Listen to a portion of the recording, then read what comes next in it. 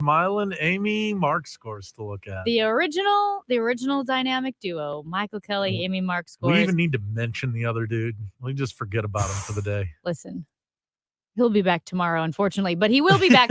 In the meantime, I've got my good friend here. And if you don't want to miss a single thing, what you can do is download the Odyssey app. It is free. You can take live radio with you wherever you go. You can also rewind live radio in case you missed it. Really easy to navigate. You can also check out the podcast, the Chris and Amy Show podcast, on the Odyssey app or wherever you get your podcasts. And of course, we are streaming the show live. If you want to look at us for whatever reason, we are streaming on YouTube. We are also streaming on Facebook. And don't forget to follow Chris, Amy, KMOX on Twitter. Time now for the top of the order. The top 3 stories everybody will be talking about. Well, President Joe Biden released his ideas for reforming the Supreme Court. We will chat with Greg Storr, Bloomberg News Supreme Court reporter, later on this morning to figure out exactly what those Friday night with a controversial opening, continue to talk Olympics, and Paul Goldschmidt and the St. Louis Cardinals SC. Well, they won their group stage game of the League's Cup 2-1 over. Let's start with the Olympics. Oh, yeah, absolutely. Okay. Did you watch the opening ceremony? I did. It was super long, and I think I love the idea of the Olympics more than I like actually watching the Olympics. And what I mean is I live for the highlights, but there's an awful lot of downtime. Right. There's a lot of downtime. It was fun seeing the strange bedfellows on the boats. Right. Like, I think Portugal hanging out with North Korea. Portugal just wants to... that were in like a pontoon boat together, all 5 of them. Right. And someone had a meme of Portugal, and it was Big Bird walking with like Darth Vader in the First Order. It said, "This is Portugal, just trying to have a good time."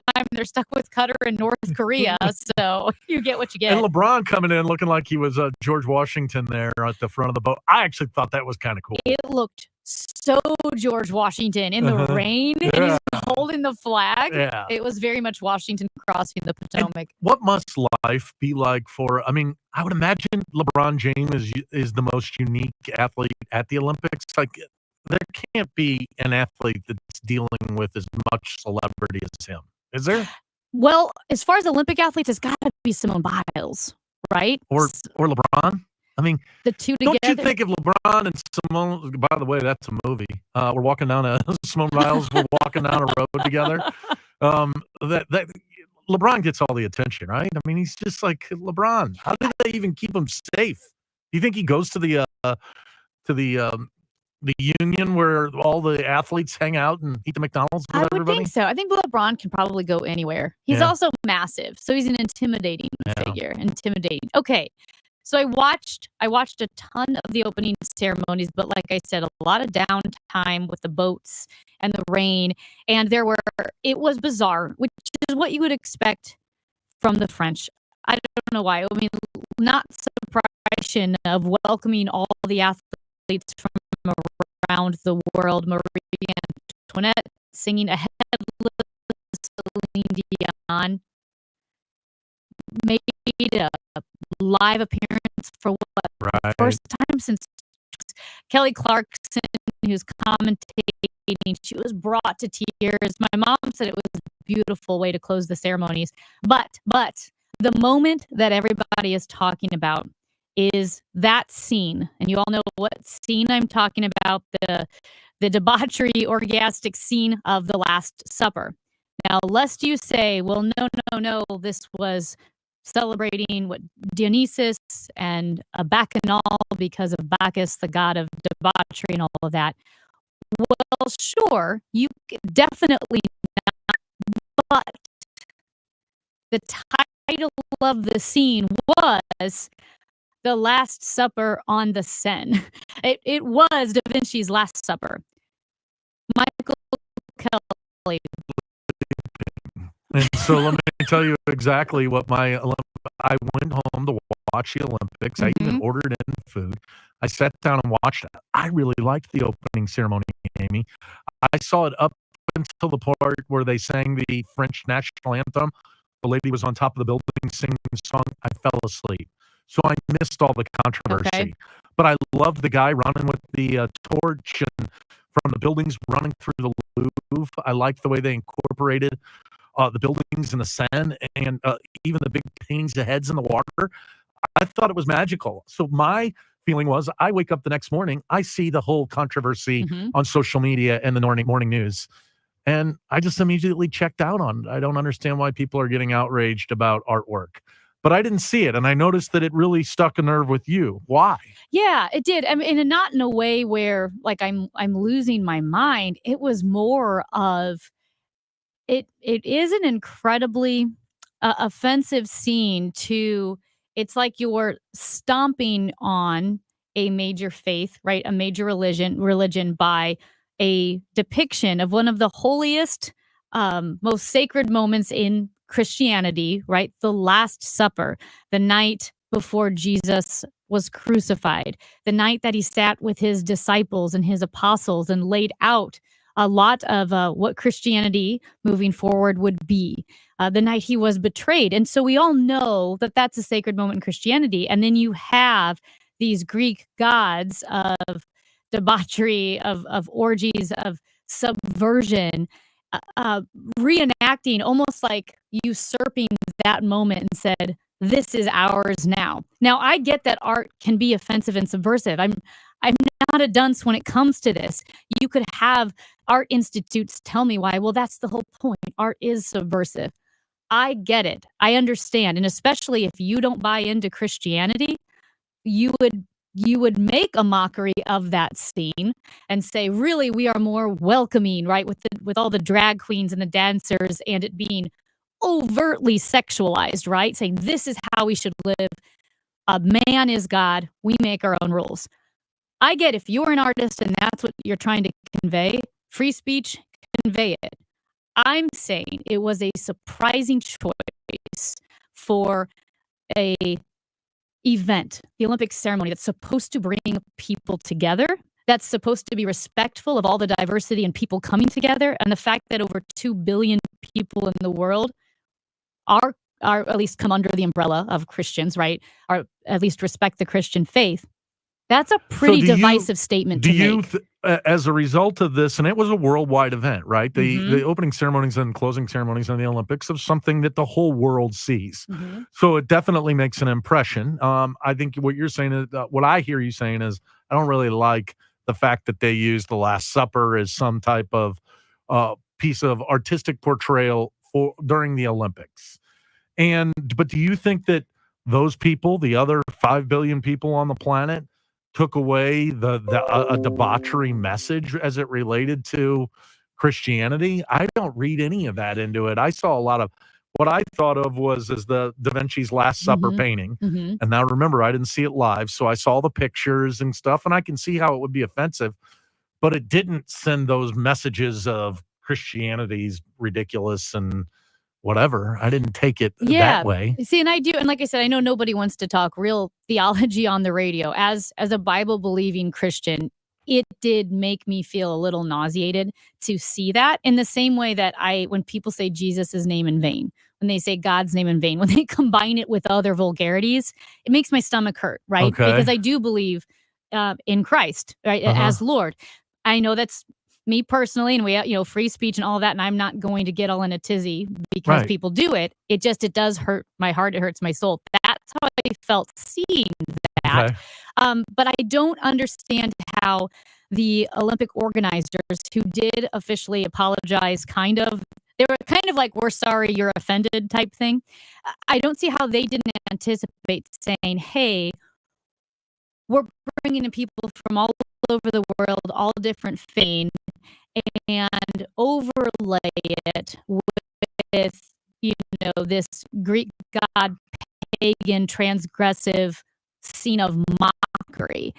And I also wonder, would it not probably be also really offensive if they had done that with another religion, like if they had religion of Islam or Judaism or or Hindu. I feel like people would say, "Wow, that's really offensive." I don't think it would go over well if you did that for the Muslim world. Oh, no, understood. But it is Paris, and it's where all some of the great religious artwork of all time is, and we associate it with. I don't know. Part of me felt though, Amy, the morning. Now, remember, I didn't witness it, that you do as it relates to this. That waking up the next morning and just seeing the outrage, I thought, oh, here we are again in our society. And I see people are putting, the Paris logo with the no symbol, the slash symbol through it on Facebook, etc. And I just was like, can't we just watch sports and not get exercised about everything? Right. And I get it. Like I said, to me, it was a rather shocking choice because the level of offense and the level of offense to so many people. I personally will still watch to support, the athletes. It's not their fault. Yeah. I want to support the athletes. I want to cheer them on. Quick question before we go. Do you think a scene like that, would that fly if that were the opening in LA in 4 years? No. Yeah. No, I don't think so. Yeah. Do you? No. I said the United States has its issues, but I don't think we're mocking the Last Supper at the opening ceremonies of the Olympic issues yet. Yeah. And look, again, I can associate the Last Supper and that painting to Paris. It would be fish out of water to me with LA. By the way, it was fish out of water that they did it the way they did, but that was part of what attracted me to it. I felt like I was watching a video game when the guy was running with the torch. Yeah. I really enjoyed that. That was artistic. It could have been offensive to some. Yeah, there were definitely elements of that as well that were cool. But of course, we all know the scene that caused the most controversy. We want to hear from you throughout the show. If you've got thoughts, you can text or call 314-436-7900. Texts are already coming in. And I also, if you are looking at, let's say you're listening to the show and doing your finances and looking at your checking account, and you're starting to think that your checking account and the money, and it just sits there like a bump on a log. Well, you need to talk to our friends at Together Credit Union. They just launched a brand new high-yield checking account called Empower Checking. So with Empower Checking, you earn above-market interest on the money you keep in your day-to-day checking account. So interest is paid to you each month. That's why it's a checking account that actually rewards you for balances and not activity. To apply, visit togethercu.org or stop by any one of their 14 local St. Louis branches and work directly with one of their awesome member advocates. Get paid to save with Empower Checking. Visit togethercu.org/empower for full terms and details. Membership eligibility required. Together Credit Union, federally insured by the NCUA. Broadcasting from the Underline Three Lawyers, GetJim.com studios. KMOX. The choice of a lawyer is an important decision and should not be based solely on advertisements. If you've been hurt on the job, you need the best. Onder Law. Hurt on the job? Call Onder Law today for a free review at 314 or 618-9000000. With Progressive Snapshot, you could save on auto insurance rates by driving safely, which is great because you're rarely rewarded for just being you. Ever get rewarded for being left-handed? No. You get to use weird scissors. Your reward for being a Capricorn? Cold birthdays that conflict with the holidays. And your reward for quickly responding to every work email? More emails. But with Snapshot, even left-handed Capricorns with proper email etiquette could get rewarded for good driving. So download the Progressive app today. Progressive Casualty Insurance Company and affiliates. Snapshot not available in all states or from all agents.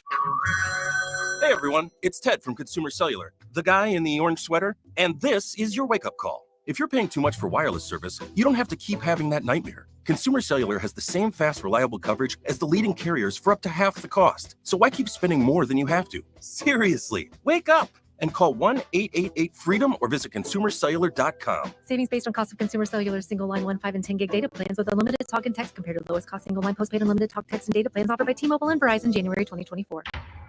A weak White House, an invasion of illegals, and the woke mob attacking our values. That's what Phil Cristofanelli is fighting for Missouri's future. He supported sending the National Guard to secure the southern border. He defunded sanctuary cities. And Phil Cristofanelli backs the blue to keep our neighborhoods safe from gangs, fentanyl, and human predators. Year after year, Cristofanelli stands up to the radical left and weak-kneed Republicans. Pro-life, he helped pass one of the nation's strongest anti-abortion. He stood up for our gun owners and constitutional rights.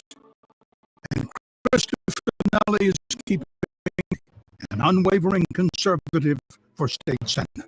Paid for by friends of Phil Cristofanelli, Dan Raker's treasurer. Getting quality employees to fill positions in your company is essential, but finding those people can be a major hassle, unless you use ZipRecruiter. ZipRecruiter makes finding quality people a breeze. And right now you can try it for free at ZipRecruiter.com/free. With ZipRecruiter, one click sends your job to hundreds of top job sites. But more than that, ZipRecruiter's advanced technology identifies the candidates with the skills you need, sends you a list of great matches to review, then actively invites them to apply for your job. And the results speak for themselves. 4 out of 5 employers who post on ZipRecruiter get a quality candidate within the first day. That's right, the first day. Now you can focus on your business and let ZipRecruiter do the work finding the best people for you. See for yourself. Experience the ease, efficiency, and power of ZipRecruiter for free. Just go to ZipRecruiter.com/free. That's ZipRecruiter.com/free. ZipRecruiter.com/free. Are you ready to shape the future? Missouri is crafting its master plan on aging, and we want to hear from you. Visit health.mo.gov/aging to share your thoughts, ideas, and concerns. We can create a vibrant, inclusive future for all generations. From city lights to neighborhood stories, KMOX's local newsroom keeps you informed. Always live on the free Odyssey app.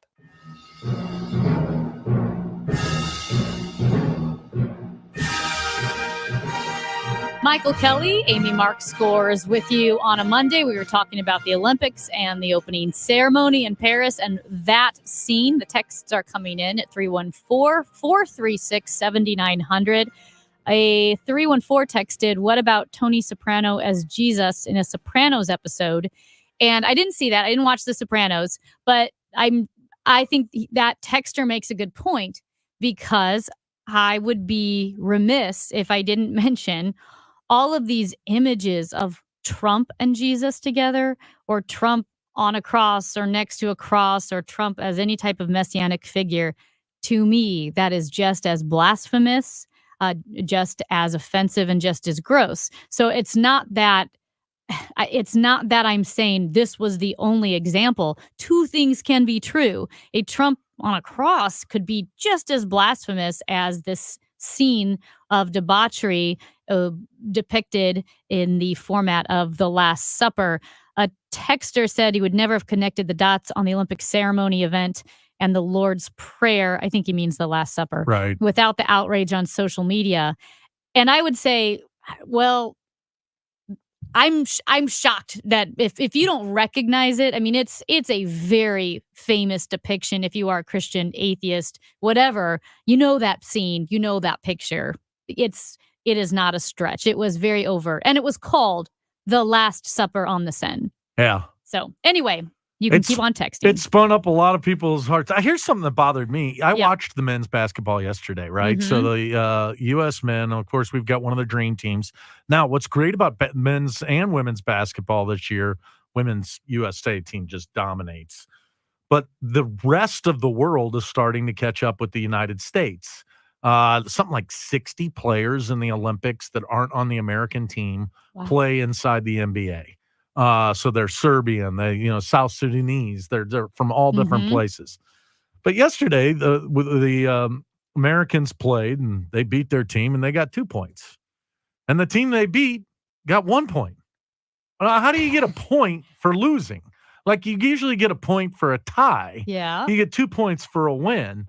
But in stage play, you've got all these different rules, and that's one of the unique things about the Olympics, is because a lot of the sports, like basketball, that are so big. They have different rules for the Olympics than they do for what we do in the NBA, etc. What's the purpose of the point for losing? So I don't understand. See, apparently you round robin play in your group. Yeah. So we'll play in a group of 3, and you'll accumulate points for wins, and you get a point for a loss. I guess just showing up gets you a point. And then those with the most points move on to the next one. And it just made no sense to me why you got 1 point. Yeah, I don't understand. And listen, I'm not great at math and algorithms. So maybe there is a mathematical or statistical purpose for getting a point for losing, but I don't understand what it is right now. Ditto. Yeah, maybe the French are just like, listen, even if you lose, you get a point. Simone Biles, I watched that yesterday too. And by the way, I didn't realize if you took a step and you hit the line, that you're out of bounds. Mm-hmm. What a freak of nature that lady is. She is amazing. She looks like one of those hedgehog video games from back in the days because where she the can little flip guy and jump so high. Insane. So they said from the floor to the top of her head when she jumps, it's like something like 12 feet 4 inches. 12 feet 4 inches. She's only 4'8". So the clearance that Simone Biles has on a jump. Speaking of LeBron James, not only could she jump over LeBron James, she could jump over every current NBA player. Like for a person who is 4'8" to be able to jump over 12 feet. And I know the floor is soft, but it's not springy. It's not a trampoline. It has a little give just to protect their bones. But if you got on a chair right now and jumped down, you feel that in your legs. I know. I mean, just imagine jumping at that speed and spinning the way she does. I'm amazed she's able to walk after she gets done doing She's that. amazing. Absolutely amazing. He's Michael Kelley. I'm Amy Mark. Scores Andrew Egger, White House correspondent for the Bulwark. He will join us next to talk about this crazy election we've got coming up. Meanwhile, if you need a fence, right, or a deck, you know what I'm going to say. STL FenceWorks, stlfenceworks.com. If you haven't checked them out, what are you waiting for? A year from now, you will wish you had called them today, and you could be sitting outside on your brand new deck, or maybe enjoying the privacy and the definition that a beautiful new fence gives you. And here's one of the things that's so great about STL FenceWorks. Not only are they locally owned and operated and family owned and operated, but they are proud and excited to install American-made aluminum and vinyl fence products. STL FenceWorks has worked with Jareth Manufacturing. They invented the aluminum fence industry over 50 years ago. All of their product is wholly sourced and manufactured right here in the U.S. And STL FenceWorks is the third largest Jareth customer in the world. They also have vinyl fencing and not just plain white. They partner with National Vinyl Products to provide you with tan, clay, gray, and variegated wood grain vinyl fence products as well. All made right here in the U.S. STLFenceWorks.com. It's time for a $98 AC tune-up. Before you sell your home, consider your options. This is Debbie Monterey, and for years I've been telling you about St. Louis's real estate expert Gloria Liu, owner of Your Home Sold Guaranteed Realty. Gloria is an expert in selling homes for the most money because she has the guarantees, the buyers, and different solutions for every type of seller. She recently provided a family multiple cash offers in minutes so they could move quickly with no showings, no costly repairs, no hassles. Not everyone is looking for multiple cash offers. That's why Gloria will sell your home at your agreed upon price, or she'll buy it. Her name says it all. Your Home Sold Guaranteed. Regardless of whether you're looking for multiple cash offers or you want to use her Guaranteed Sold program to ensure you get the most money possible, call the agent I would trust to sell my home, Gloria Liu, at 314-325-6888. That's 314-325-6888. Or find her online at gloriahasthebuyers.com. Conditions apply. Gloria and seller must agree on price and possession date. Hey, fantasy football owners. The road to winning your fantasy football championship starts now. I'm Matt Harmon from Reception Perception. Join me and James Coe as we take a deep dive into the position that's going to make or break your fantasy roster. Wide receivers. We analyze route running, target share, and all the metrics that matter, giving you the insights you need to draft the best wide receivers. As you prep for your draft, let us give you the coverage you need. Follow and listen to Reception Perception on the free Odyssey app or wherever you get your podcasts. Join Mark Patrick's seminars and lose weight or stop smoking guaranteed. Early bird special, only $49.99. Seminars Wednesday, August 14th at the 4 Points by Sheraton, St. Louis, Fairview Heights, in Fairview Heights. Weight loss seminar, 5:30 p.m. Stop smoking seminar, 8 p.m. At 10:30, clouds 83 downtown at the Arch. Vice President Kamala Harris says the proposal President Joe Biden has unveiled for changes to the U.S. Supreme Court would help restore confidence in the court. The president is calling on Congress to establish term limits and an ethics code for the court's 9 justices. Cardinals avoid the sweep Sunday afternoon. They bookend the win with home runs in the first from Wilson Contreras, and then the walk-off solo shot in the ninth from Paul Goldschmidt as the Cardinals win it 4-2-3 over the Nationals. The Cardinals improved to 54-51, and now they welcome in the Rangers to Busch Stadium. That begins a 3-game series tonight. It's a 6:45 first pitch. Andre Palante will throw it. Our pregame coverage here on KMOX gets underway at 5:50. That's your Redbird Report. I'm Joe Pott, KMOX Sports. There's a crash on 70 going west at TR Hughes. That's got the right shoulder closed. Excessive heat warning through 7 p.m. with AccuWeather real field temperatures about 100 to 110 each afternoon through Thursday. This afternoon's air temperature 92 to 96. For tonight, low temperature 78 with a thunderstorm. For tomorrow, the high 99. Right now, clouds 83. I'm Michael Calhoun, KMOX News. Sponsored by Design Air, St. Louis's leading air conditioning repair service. Hey everyone, this is Charlie Brennan. This is the perfect time to make sure your air conditioner is ready for what could be a brutal summer. Do what I've done. Contact Design Air at designairservice.com. A happy place comes in many colors. One that leaves you feeling refreshed. Something that gets you all fired up. Or gives you the space to chill. Whatever your color, bring happiness home with CertaPro Painters and make your happy place your home. CertaPro Painters, that's painting happy. Get started today at CertaPro.com. Each CertaPro Painters business is independently owned and operated. Contractor license and registration information is available at CertaPro.com. It's Tom Ackerman for Ophthalmology Associates, the doctor's doctors, 314-966-5000 or online at youridoc.com. Hi, this is Paul Goldschmidt, and it's game day. It's the Cards and Rangers tonight. Ameren Total Access 550. First pitch 6:45. Let's play ball. On your voice of the Cardinals, KMOX. 1 in 3 women of reproductive age in America lives in a state with a Trump abortion ban. So what we need to do is vote, because I'm going to tell you something. When I am president of the United States, I will sign into law the protections for reproductive freedom. So let's get this done. That is Vice President Kamala Harris speaking, and presumptive Democratic nominee going into 2024.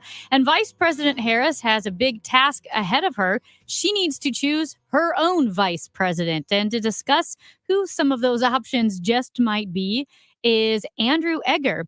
He is the White House correspondent for The Bulwark, and he is also a fellow St. Louisan, a proud 314. Andrew, good to talk to you again. Hey, guys. Thanks for having me on. All right. So a lot has happened in the past 25, 30 days. And I know that 3 months is a long, long time in the political world. But where do we stand right now with Vice President Kamala Harris and her selection of a potential VP? Well, yeah, I mean, it's so interesting because this race has seemed so stable for so long. When it seemed like it was Trump Biden, like you'd see tiny little changes in the polls, no matter how much news there was. And then all of a sudden, you know, things are insane out there. We've got a change at the top of the Democratic ticket. And that has led to this very unusual selection process, because usually, you know, there's this whole thing plays out over months. All the kind of people whose names are in the running can be kind of coy and subtle and really work the phones behind the scenes, not say a lot out there in public. But now it's go, go, go, right? Because she needs a running mate. It's this extremely accelerated timetable where you have all these people really just kind of throwing subtlety to the winds and kind of hopping on TV as often as they can and doing these rallies, basically just putting their name out there like pick me, pick me. And there's a lot of names in the running. I mean, you got the Secretary of Transportation, Pete Buttigieg, who ran for president last cycle, as did Kamala Harris. You've got a number of purple to blue state Democratic governors, people like Josh Shapiro in Pennsylvania, Andy Beshear in Kentucky, Roy Cooper in North Carolina, Tim Walz in Minnesota, Gretchen Whitmer in Michigan.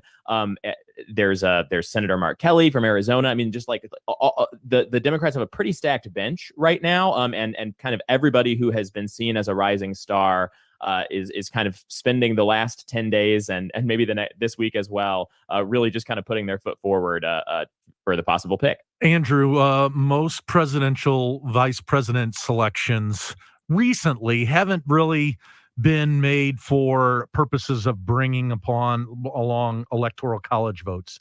That actually may change with this pick. There's really no pathway to the White House for the Democrats without winning Pennsylvania. Does that put Shapiro probably in the driver's seat as being selected here?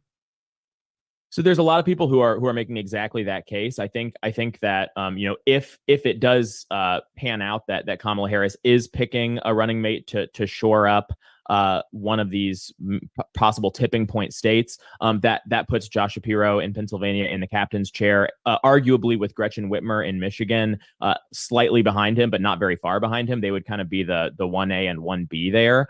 But you're right. I mean, we're at kind of a time where kind of what the conventional wisdom of what you're bringing a running mate on for is kind of in flux. You're seeing less and less people make that pick based on the idea of like making the electoral college math work better, and a little more like somebody who is sort of a useful change of pace guy as far as the overall messaging of the ticket is concerned. I mean, that seems to be why Donald Trump picked J.D. Vance, for instance. Although obviously he has that kind of upper Midwest cred too. But you are right that of all of the kind of like possible electoral routes for Kamala Harris to win, they almost all run through that kind of blue wall in the upper Midwest. You need, I can't believe I keep calling Pennsylvania upper Midwest on Missouri radio. You need Pennsylvania if you're going to win as Kamala Harris right now. And that's not Josh Shapiro's only kind of strength that he would bring to the ticket, but that is definitely a huge part of why his name is being so strongly considered right now. One thing I found rather shocking with just how casual it was mentioned on CNN. John King was talking to Anderson Cooper and said, well, Josh Shapiro is Jewish, so obviously that's a risk. And they just kind of moved on, which is, I think, kind of an embarrassing admission or some kind of indictment on the Democratic Party that a candidate being Jewish would be a risk. Because there's at least some strain of anti-Semitism running through the party. Is that how you would interpret that? Yeah, I mean, so there's a couple ways that you can interpret that, and obviously that is not at all implausible. I mean, you could make the argument that he was just sort of talking from sort of a sort of risk assessment framework where we haven't ever had a president or vice president who's Jewish in America. It's and sometimes that maybe the conservative play is like to get a little worried about that kind of thing, similarly to how questions about his Mormonism dogged Mitt Romney in 2012. But at the same time, it's completely reasonable to note that this is a thing that's dividing Democrats right now, particularly due to the ongoing conflict in Gaza between Israel and Hamas. That has been a political headache for President Joe Biden for months and months now, due to his support for Israel. And I think that there are voices within the Democratic Party that look at a guy like Josh Shapiro, not just that he's Jewish, but also that he himself is sort of a staunch supporter of the state of Israel, and worry that sort of thing would inflame some of those existing tensions within the party, as well as just inviting more discourse along these lines about just kind of anti-Semitism on the left and in America in general right now. So, Andrew, is it likely that the vice presidential pick for Kamala Harris will be a white male? That seems to be the conventional wisdom that's going there. Gretchen Whitmer's pulled herself out. And like you said, a lot of folks are trying out, and they seem to all look like me. Yeah. I mean, I I do wonder when I see Gretchen Whitmer pulling herself out, how final that is, right? I mean, if it seems like if Kamala were to, you could argue that is almost more reactive to this conventional wisdom than anything else, because it seems like if the vice president were to call her up and be like, look, I really want you to do it. It's kind of hard to imagine her saying no, right? Mhm. But there are really two strains of thought there. The one is that, yeah, you want to kind of like try to sort of quote unquote counterbalance the ticket. It's the first. She would be the first Black woman ever elected president, the first woman elected president, and that maybe the high percentage play, the upside play, is to kind of counterbalance that out with somebody a little more boring, a little more white bread, which was kind of that was the Hillary Clinton play in 2016, right? You're running to be the first woman ever elected president, and you're going to balance that out with a sort of the most moderate, boring, kind of staid and sturdy Democrat you can imagine in Senator Tim Kaine. There's another argument, which I personally find kind of compelling, although it's certainly not the conventional wisdom, that Kamala Harris would do well to kind of lean into the contrast, right? That you've got the two white guys over on the other side, who very much represent, in certain respects, represent kind of the past, right? In terms of being yet another all male, all white ticket from the Republicans, but also this kind of like weird, unusual past that they're making this case in terms of like being this sort of revanchist MAGA movement, right? And so you could make the argument that Kamala Harris might be able to lean into the argument by saying we're going to go forward into a future that doesn't look a lot like this at all. But I do think, I mean, if you're just playing the percentages, I think yes, it is a lot likelier than not that she will end up with one of these sort of more mayonnaise type guys on the ticket with her. I love it. This may be related, it may not be, but when you look at white working class workers along the Rust Belt, which stretches wide across the Midwest U.S. area, with Barack Obama, he didn't win all of those voters, but he did very well. Joe Biden was not doing well with those voters. With Kamala Harris, how does she win those voters over when you have Trump, you have J.D. Vance? Is it by picking a boring white Democrat to be her VP, or can she say, you know what, I'm not going to win that group of voters over anyway, so that doesn't matter? Yeah, and she doesn't necessarily need to win them, right? I mean, she just needs to cut into Trump's margins with them. And I think that was something that Joe Biden did very well in 2020, and something he was shaping up to do very poorly in 2024. And so I think that is kind of going to be the main campaign headache, because these are voters. I mean, they're not a monolith. First of all, they're a lot of them are motivated by different things. There's some cultural grievance there, but there's also just a lot of kind of economic anxiety there, as evidenced by the fact that inflation has been sort of the biggest issue of the last 4 years for a lot of these voters. And so the question is it going to be difficult for former California Senator Kamala Harris to come in and speak to those people in the same way that Scranton Joe was able to do? And obviously Republicans will work very hard to play up the California roots and portray her as kind of an out of touch coastal liberal, in a way that may be compelling to a lot of these voters. So I think more so than just like it being, more so than it being an issue of getting a white guy on the ticket or something like that, I think that will be the big benefit if they go the direction of picking somebody like Josh Shapiro from Pennsylvania, or even Andy Beshear from Kentucky is a smaller, Kentucky's not a state they're trying to win. But from the point of view of trying to message to some of these white working class voters, Appalachian voters, just people who kind of have felt a lot of the negative effects of the shifts in the economy over the last half century, and have felt a lot of the economic pain of the past few years as well. If the goal is to try to get these guys to tune in and pay attention, that's a big part of the reason why a couple of those names I just mentioned offer a certain amount of strength to the ticket. Before we let you go, Andrew Eggert, he's the White House correspondent for the Bulwark. We've got just a minute left here. We've seen the change at the top of the ticket on the Democratic side. Although the campaign stayed in Delaware, has the campaign infrastructure around Kamala Harris stayed the same, or has she brought in some new ideas, or maybe even some of the old Obama folks? Yeah, so we're seeing all that kind of still playing out in real time. A lot of the infrastructure has is going to remain in place. Jen O'Malley Dillon, who's Biden's former campaign manager, is sticking around and staying on. But you're right that she has brought in a couple of kind of high profile former Obama staffers to not so much sort of supplant the old infrastructure, but be new voices in the room. And I think that's apropos. I mean, the news with Biden for the last few weeks, especially as kind of he had hunkered down in the wake of that catastrophic debate performance, it really kind of drove home to everybody how insular and kind of tight his group was. The people people who actually had his ear, right? His real confidants were not really even kind of his campaign infrastructure. It was just sort of a handful of people. So even though the staff is staying largely the same, and you kind of need that's kind of helpful with how soon the election is from a nuts and bolts perspective. I think it makes sense for them to get a broader perspective in the form of some outside voices as well.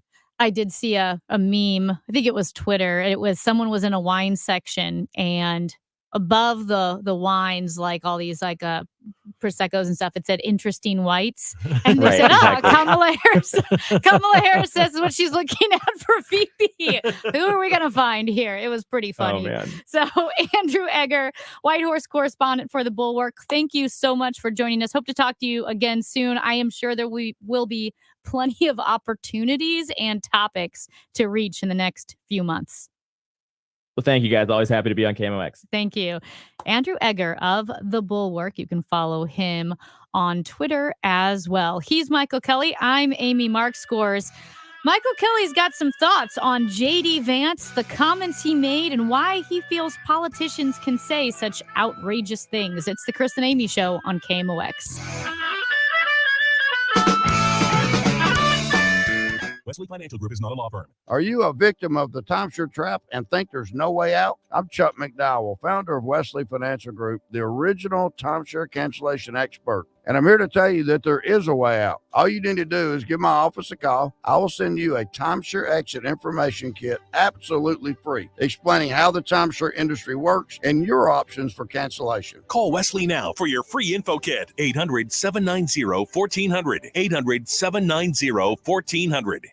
Wow, honey, have you seen the electric bill? Yeah, it's out of control. But have you heard of Navien tankless water heaters? Tankless? How does that even work? Well, instead of constantly heating and storing water, it only heats water when we need it. So much more efficient than our giant tank heater. That sounds great. Let's look into Navien. Already on it. Imagine all the hot water you need only when you need it. Bulky tanks are history. Navien high-efficiency tankless is the future. Compact, wall-hung units free up floor space, lower energy bills, longer life than tanks, and a 15-year warranty. Find out more at tanklessmadesimple.com. The pitch. Do you dream about calling Cardinals games? Goldschmidt swings and he hits. If so, the Missouri Broadcasters Association Sportscasters Forum is for you. Learn about play-by-play, reporting, interviewing, and working with pro athletes from the best broadcasters in the business. John Rooney, Chip Carey, Rick Horton, Brad Thompson, and more. The Sportscasters Forum is Thursday, September 19th at Live by Lowe's. Tickets include 3 educational sessions, lunch, and a ticket to that evening's Cardinals game.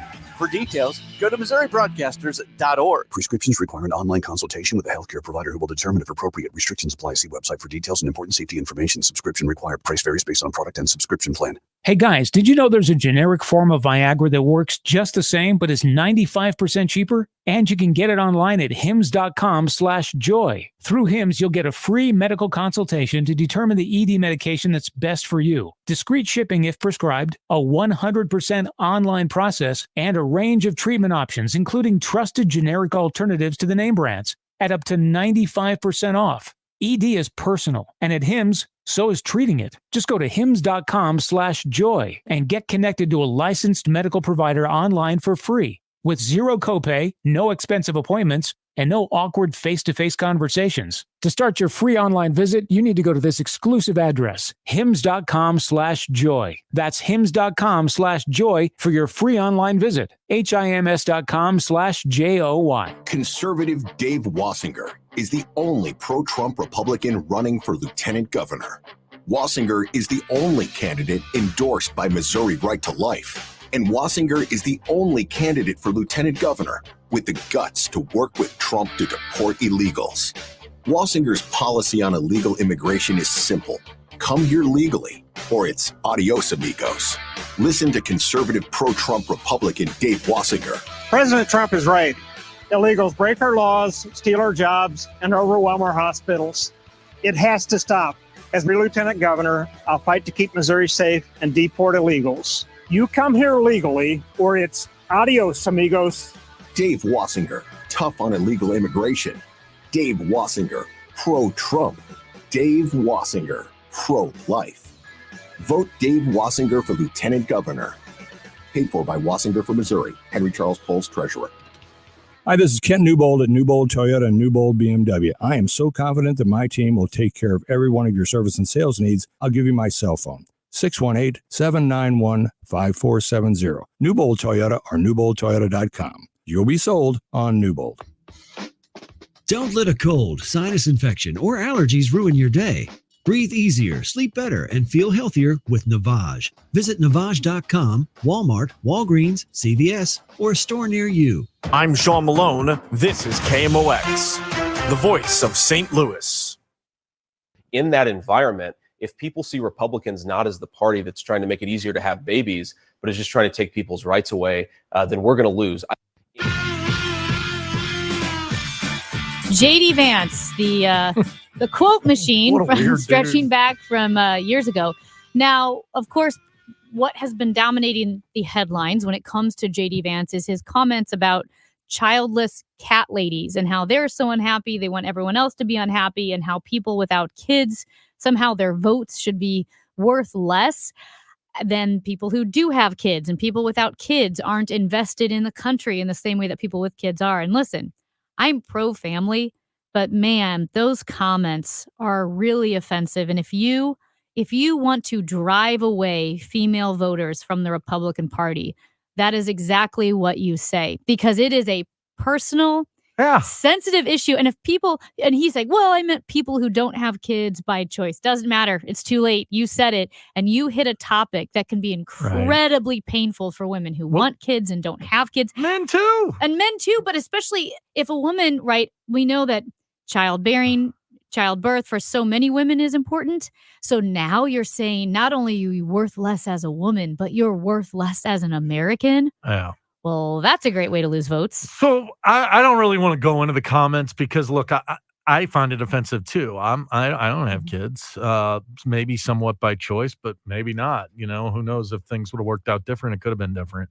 But I want to figure out what's going on that people are able to say this stuff and it hasn't been unchallenged. It wasn't like he just said this last week on the radio. This is stuff he's been espousing for weeks and years.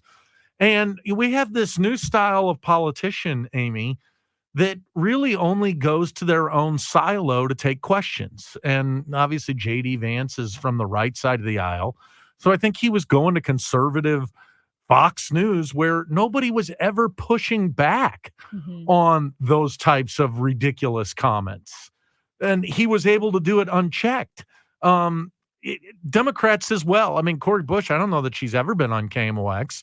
She said her stuff, but you're able to go into your own silo and say that stuff, that you're not unchecked. And I think it's growing these politicians that don't really have a full understanding of, number one, who their constituents are.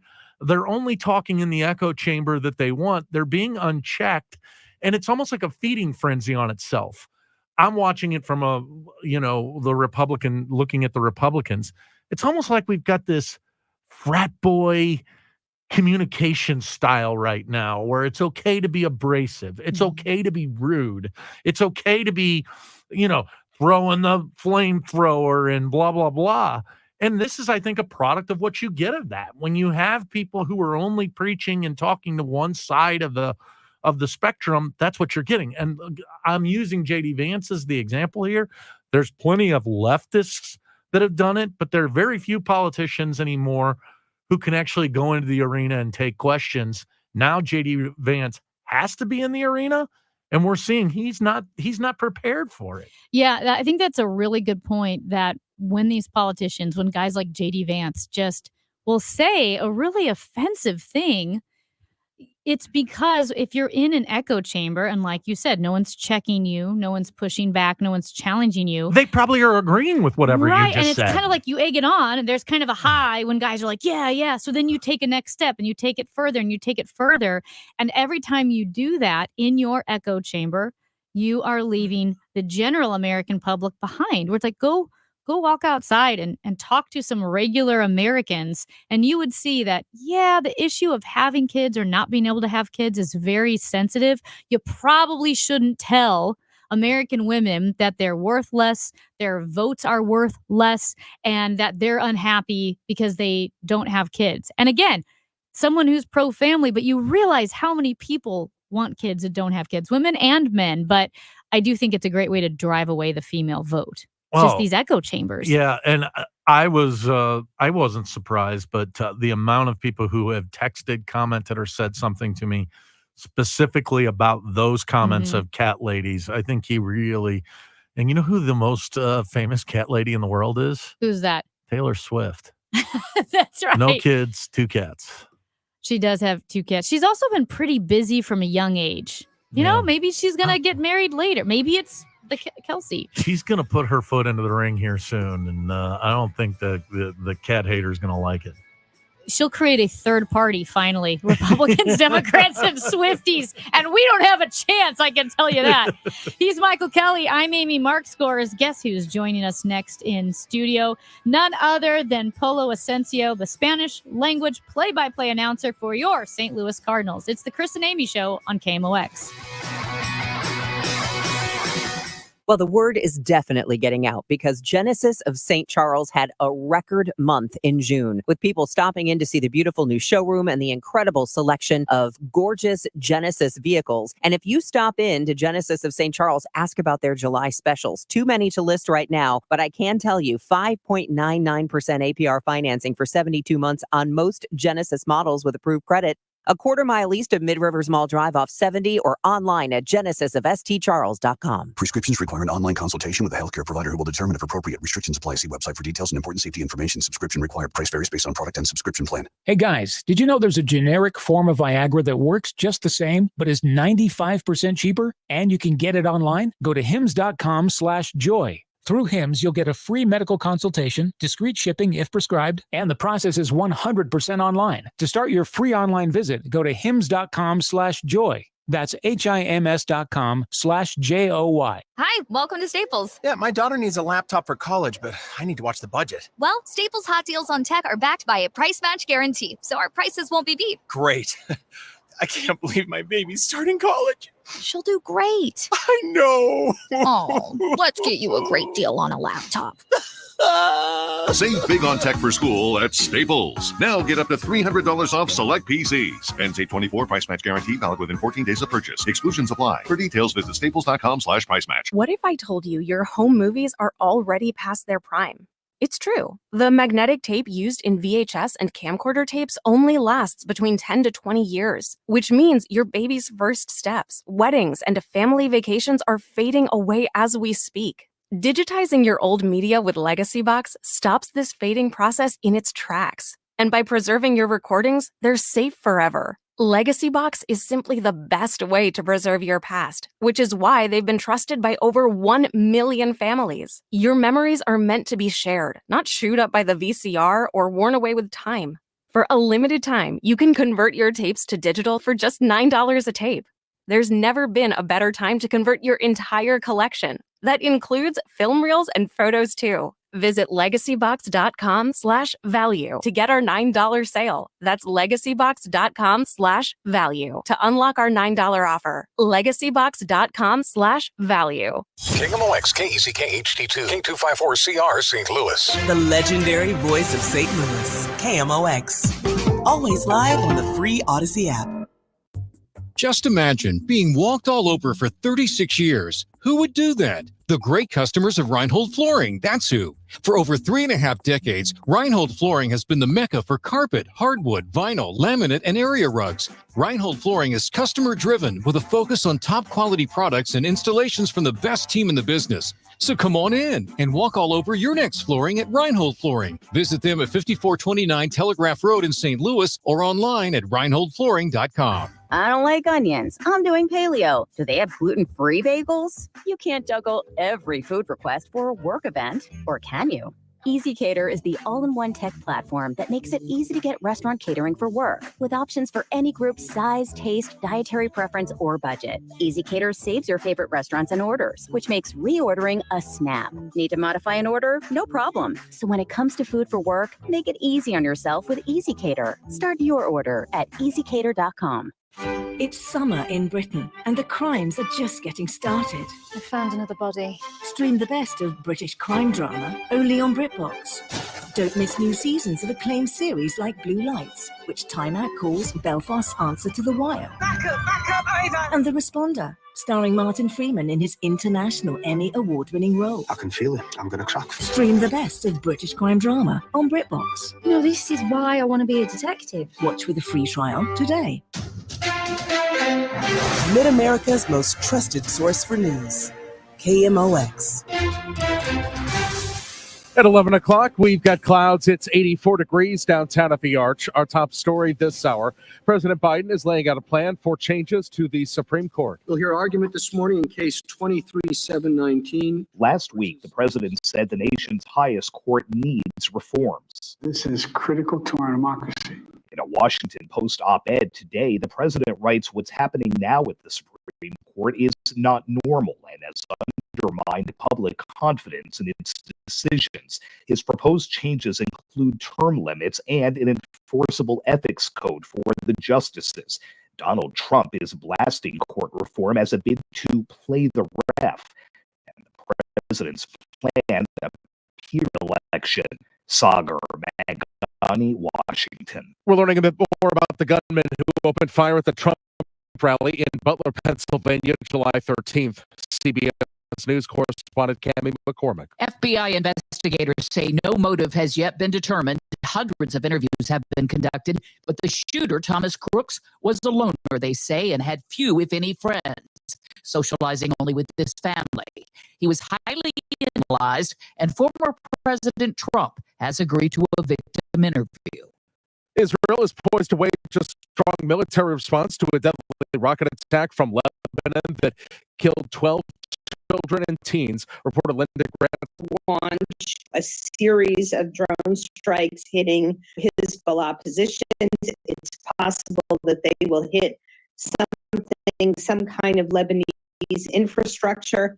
And the big question is whether they would bomb Beirut. Missouri is seeing some of the highest total marijuana sales in the country so far this year. According to a study from the cannabis publication Green Market Report from January through June, Missouri has reported $709 million in marijuana sales, good for fifth in the country out of 24 states that have legalized recreational marijuana. The 4 states ahead of Missouri, California, Michigan, Illinois, and Massachusetts, all have larger populations than Missouri. The sales are projected to generate nearly $240 million in sales tax revenue. Sean Malone, KMOX News. Harry, I know we weren't as sure as you sounded with that prediction. Perhaps thrills as great as those of summer '64 can never be completely recaptured, Jack. That's Jack Buck and Harry Carey 60 years ago. Tonight's Cardinals game will be called by Joe Buck and Chip Carey. The sun and no rain tonight. It's all warm and fuzzy feelings going down to the ballpark tonight, getting ready for tonight's game. It's a 6:45 start against the Texas Rangers. Online sports betting increasing consumer stress since a Supreme Court decision in 2018 led to 38 states legalizing sports gambling. Researchers have found a substantial increase in auto loan delinquencies, bankruptcies, and debt collections in states that permitted online sports betting, according to a new study. Kimberly Adams, Bloomberg Radio. The Dow from Staples up 7.6 points to 40,596. Also cleared out 44 West at Lafayette. In the wake of our morning thunderstorms this afternoon will become partly sunny, hot and humid, high 92 to 96, partly cloudy, warm and humid tonight. A thunderstorm in places later on with a low of 78. This is AccuWeather meteorologist Joe Lundberg on the voice of St. Louis, KMOX. There's 85 downtown at the Arch. I'm Michael Calhoun, KMOX News. Sponsored by Express Employment Professionals. If your supply chain demands a flexible time workers from Express Employment, you get the staff you need and manage contingent labor costs. Learn more at expresspros.com. That's expresspros.com. The Chris and Amy Show on KMOX. Brought to you by Together Credit Union. Check out their new Empower checking account and earn 5% interest on balances up to 25. Profundo por todo el jardín izquierdo, la pelota se fue a la tierra de las hamburguesas. A la historia para papá, el Toro de Venezuela en un tiempo taja los Cardenales 1-0 aquí en la primera entrada. Wilson, Rama. Speaking Mexican out there.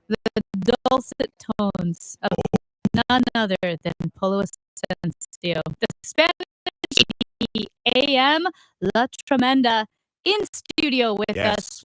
So we ran into you at the golf tournament, the Ted Savage golf tournament, and we're like, well, why have we not had you in studio in a while? I mean, I live across the street from here, right in front of City Hall in the park. You could basically fall out the window My and be. tent is the red one.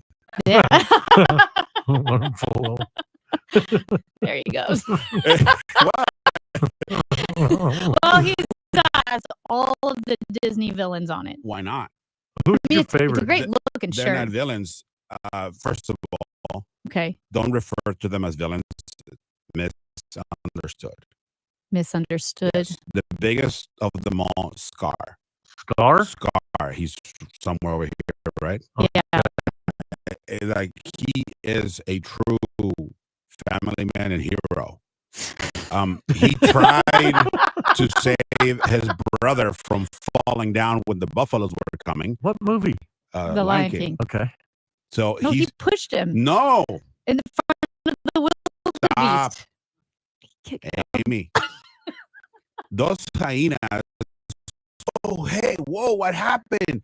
Then they're running, and then Scar and Mufasa. Mufasa is yelling at Scar for something like irrelevant and arrogant. Scar is a humble man for the people, and he's trying to tell him, "Hey, don't worry about it. I got Simba. You're the man." And then the buffaloes come over, and then Mufasa starts fighting with Scar. The next thing you know, they stumble, mumble, and rumble, and he's about to go down, and Scar is trying to do his paws. So Scar goes like, "God, I got you, brother." And then Mufasa's like, "Scar, what are you doing?" He's like, "I'm trying to save you, Mufasa." And then he wants his brother to save him. And then his brother's like, "Okay, I'm going to let you go now." Yeah. And then as he's going down, even as he's going down, Scar says, "Long live the king." Yeah. Wow. So when I'm about to go to the heavens with Jesus, because everybody knows I'm going there. Yeah. That. And then he tells little Simba, you know what? There's a problem here. People, you're too small, and your mom, you should go away and explore the world. You don't need to stay here. I got you, brother. I got you, nephew. And Simba like, "Okay, uncle, thank you so much." And what happens? He goes out. He finds two great, and then next thing you know, he doesn't need to kill any other animals. Simba. Yeah. All he does is eat bugs and flowers and things, and it means no worries for the rest of your day. If you are just tuning in and you're wondering what's happening, what's going on, we have Polo Asensio, the Spanish language play-by-play announcer for the St. Louis Cardinals. He is describing to you the plot of The Lion King, but also why Scar is not actually the bad guy. People don't want to see. That's right. And this leads me to believe that to also be a broadcaster for the Olympics. Yeah. They did.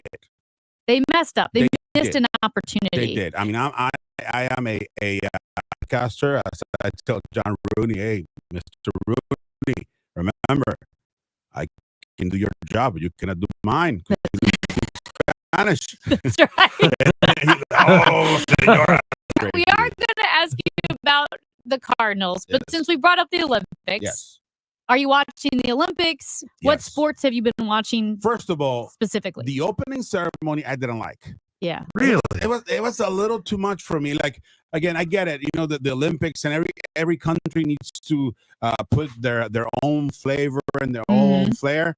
But it was a little too much. Like the river thing, I get it, you know, and then it starts raining. And what a coincidence. When the Mexican team goes by the river, the fog gets in and the fire, and you cannot really see the flags. Oh, for really? real. Like I was watching the feed that I was watching, you cannot see the flag.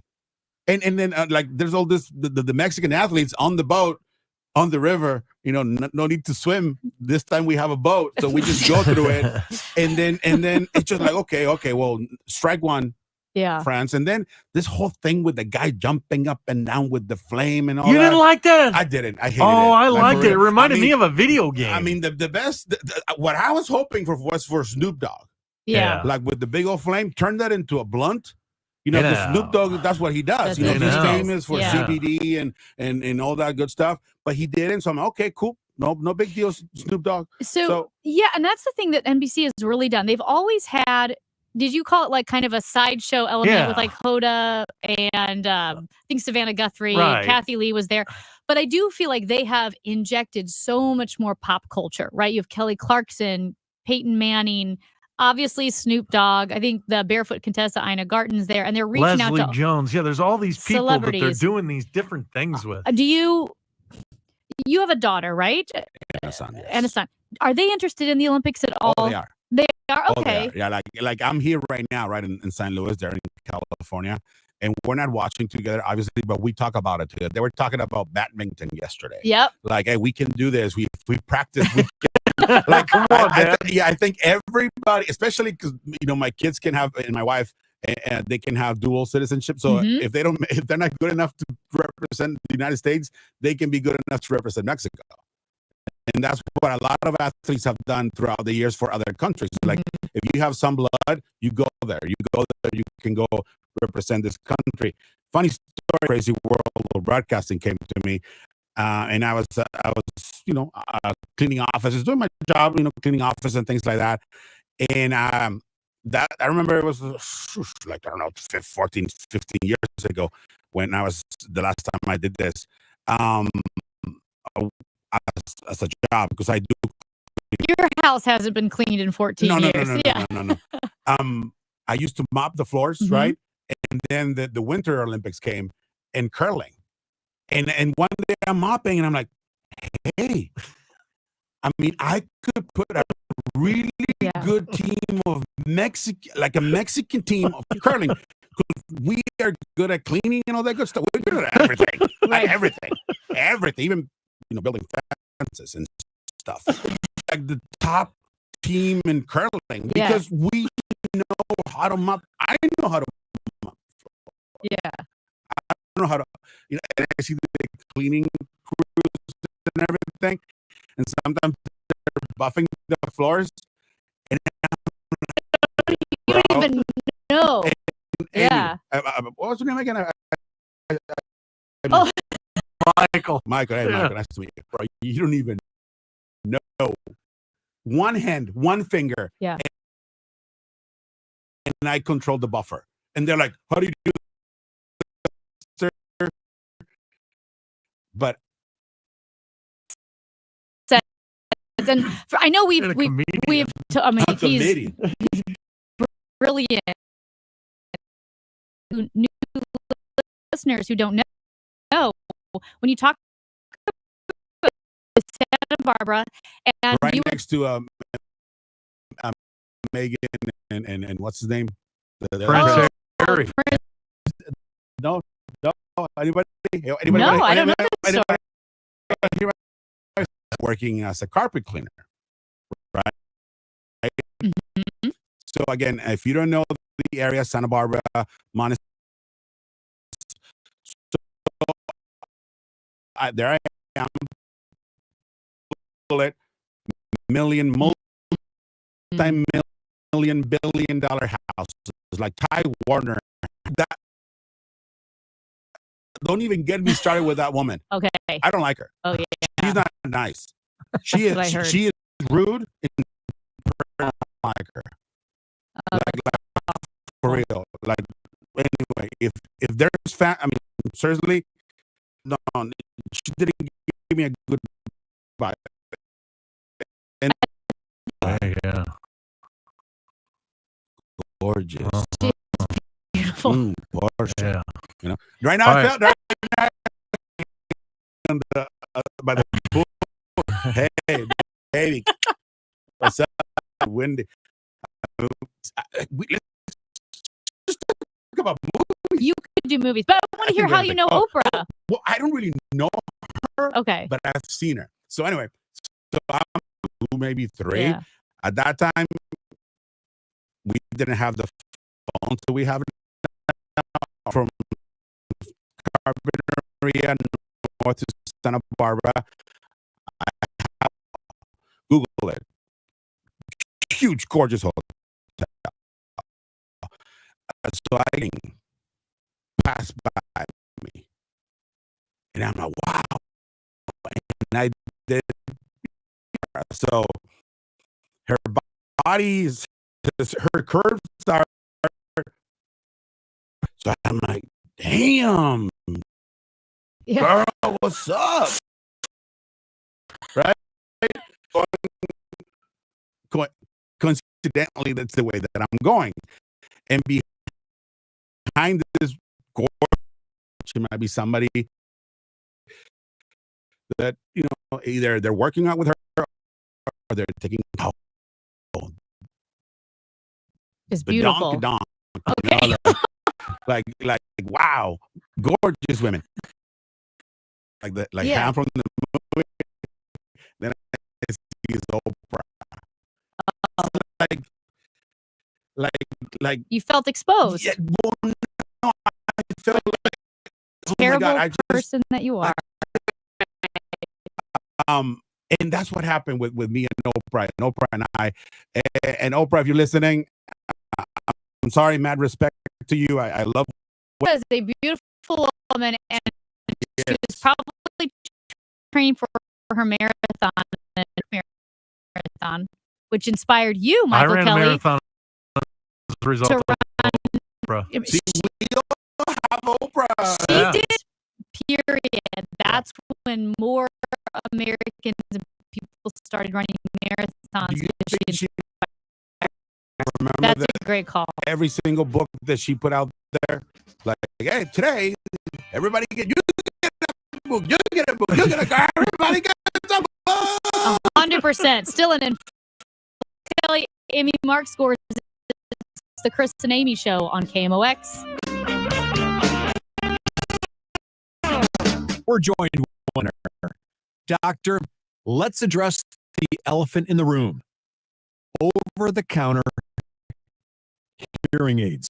Device has been on the market for years. But what makes these devices different in recent news is that they now can mark. But it's important to understand that these devices can be dangerous and ineffective. And at the Audiology Center, I love to help people them towards what's best for their individual needs. Well, thank you, Doctor. Dr. Colleen Bosler at the Audiology Center. Make an appointment today at 636-441-7470 or simply online at audiologycenterstl.com. Retiring soon? Get the information you need by joining Kyle Jones and Matt Allgeier of Fire Capital Management for your retirement highway, Sunday mornings at 9:30. Investment advisory services made available through Pine Ridge Advisors, LLC, registered investment advisors. Securities made available through AE Financial Services, LLC, member FINRA and SIPC. Summertime is the best time to enjoy the outdoors and enhance the appearance of your home. Banner Construction can make your home the showplace of the neighborhood with maintenance-free James Hardy siding and beautiful Pella replacement windows. Drive up to your home with a renewed pride. Visit bannerconstruction.com or call 314-569-1050. Get a free in-home design and estimate. Call 314-569-1050 and have a banner day. 314-569-1050. A weak White House, an invasion of illegals, and the woke mob attacking our values. That's what Phil Cristofanelli is fighting for Missouri's future. He supported sending the National Guard to secure the southern border. He defunded sanctuary cities. And Phil Cristofanelli backs the blue to keep our neighborhoods safe from gangs, fentanyl, and human traffickers. He's been named one of Missouri's most conservative legislators year after year. Cristofanelli stands up to the radical left and weak-kneed Republicans. Pro-life, he helped pass one of the nation's strongest anti-abortion laws and defunded Planned Parenthood. Pro-Second Amendment, he stood up for our gun owners and constitutional rights. And Cristofanelli is keeping men out of girls' sports and locker rooms. Phil Cristofanelli, an unwavering conservative for state senate. Paid for by friends of Phil Cristofanelli, Dan Raker's treasurer. I'm Tom Ackerman with this month's Seidman Cancer Center Spotlight, and we are focusing on mental health. Joining me is Dr. Jessica Vanderland, psychologist with Seidman. Anxiety, depression, PTSD, general distress, insomnia, a lot of fatigue related to cancer, and sometimes body image concerns. All of these are more frequently experienced in a cancer population than in the general population. Special thanks to Seidman Cancer Center, national leaders in cancer. For more information, go to seidman.wustl.edu. You're in hot water, mister. What'd I do? I told you months ago our utility bills were getting higher because of that old outdated tank water heater. Maybe it's time we finally switch to a Navien tankless. Learn about Navien's high-efficiency tankless water heaters, endless hot water, all while helping you save on your energy costs. Hey, look at this. Our utility bill is lower since we got the Navien tankless water heater. Who's in hot water now? We are, all the time. Learn more at tanklessmadesimple.com. Wesley Financial Group is not a law firm. Are you a victim of the timeshare trap and think there's no way out? I'm Chuck McDowell, founder of Wesley Financial Group, the original timeshare cancellation expert. And I'm here to tell you that there is a way out. All you need to do is give my office a call. I will send you a timeshare exit information kit absolutely free, explaining how the timeshare industry works and your options for cancellation. Call Wesley now for your free info kit. 800-790-1400. 800-790-1400. We all have someone we love, like the favorite lyric in our favorite song. You can't imagine life without them. So tell them today, I love you. Get screened. It could help save their life. Visit cancer.org/getscreened to learn more. Rich Orris hosts the KMOX Home Improvement Show, presented by Mosby Building Arts. Saturday at 11 on the Voice of St. Louis, KMOX. Puertorriqueño, tenemos gente de sangre. Hay un batazo de quitaterrenos del jardín derecho. La pelota bien la corta allá Lane Thomas, aunque la pelota se le escabulle por abajo del guante. Va para tercera, Nubia viene para el plato, anota la segunda carrera. Pedro Pajés va para tercera, llega quieto. Ahí está. Whatever happened sounded So really good right there. It's so good. If you want to hear Polo Asensio, the Spanish language play-by-play announcer for the Cardinals, tune into WIJR 880 AM for those broadcasts. And we do have Polo in Studio B. We've got a texter from the 636. I love this guy. Go Polo. I'm telling you, he said go Polo, not go. Right, You know? right. Oh, it was positive is what you're saying. It was a positive. Go Polo. Go Polo. Wait, my daughter just texted me from California saying that she does not agree with me and my take of Scar. But then again, she gave me this shirt. Gotcha. Well, you got to have, that's what a democracy is, right? Yes. Disagreement and discussion. And we were just talking Are about. we moving to politics now? Because we can do that. We would need more hours in the day. Let's go. But before we do let you go, Polo, Yes. the Cardinals, the trade deadline Are we done with coming the up. Olympics? Because I'm an expert at water polo. Get it? Anytime you're swimming in the ocean. And by the way, or across the river. What was I gonna say? Oh, Mexico! Finally, you know what? Oh yeah. I'm mad at my Mexican, people, and even myself, we have over 100 million Mexicans in Mexico and another 100 in the United States. So, and we just won one medal yesterday, a bronze. What was it? Archery. Oh. Girls. Over the last, the most recent 25 Olympic medals for Mexico over the last 5-6 Olympics, they only won like 20 over the last 5-6 Olympics. Really? And the good part is that 16 out of those 20 come from girls, women. So Mexican women, mi respeto para ustedes. Muchas gracias. And they won one bronze yesterday, the girls, and everybody making a big deal. I'm like, yes, let's make a big deal. Let's celebrate those victories. But come on. You know, when you send, I don't know, 200-300 athletes to the Olympics and you expect 4 or 5 medals, expectations need to be high in sports. What athlete, are there any athletes or specific sports for Mexico, like for Team Mexico, that you're watching? Where they're going to have their strongest performances? I was just going to go rogue on that one. Oh. No, if you know what? If you have a Mexican flag, I'm it. I'm there. I'm yours. That's why, like I was saying, I'm all of a sudden I'm an expert in archery. I'm an expert in water polo. Actually, they don't have a water polo team, which made my daughter very upset. Do they have a ping pong team? I was watching ping pong. That's insane. Olympic ping pong? It is. I mean, it's goofy and insane. I don't want to say it's goofy, but it's a little goofy. Come on, break dance. Yeah. What giving you a gold medal to break dance. See, is the next Olympics in LA? So are we gonna have a sombrero dance competition? I don't know. Are we? Well, here's what I could handle. I mean, I'm not a fan of breakdancing, although someone said there's a reason why it's called the Olympic Games, not the Olympic sports, because it has all. But flag football, that one I'm struggling with. That's there? Yes. In the Olympics? Yeah. Oh no. No, that sounds like an American thing. Why would the rest of the world sounds like want to recess. play flag football? What? Remember 40 years ago, whatever it was? Why did when did professional athletes starting? Oh my God, Paulo, settle down. When did this professional athlete thing in the Olympics started, and why? You know why? Basketball. Why? Right. Because the United States always got embarrassed by everybody else, especially Russia, when they were all together. And then, you know what? Nope.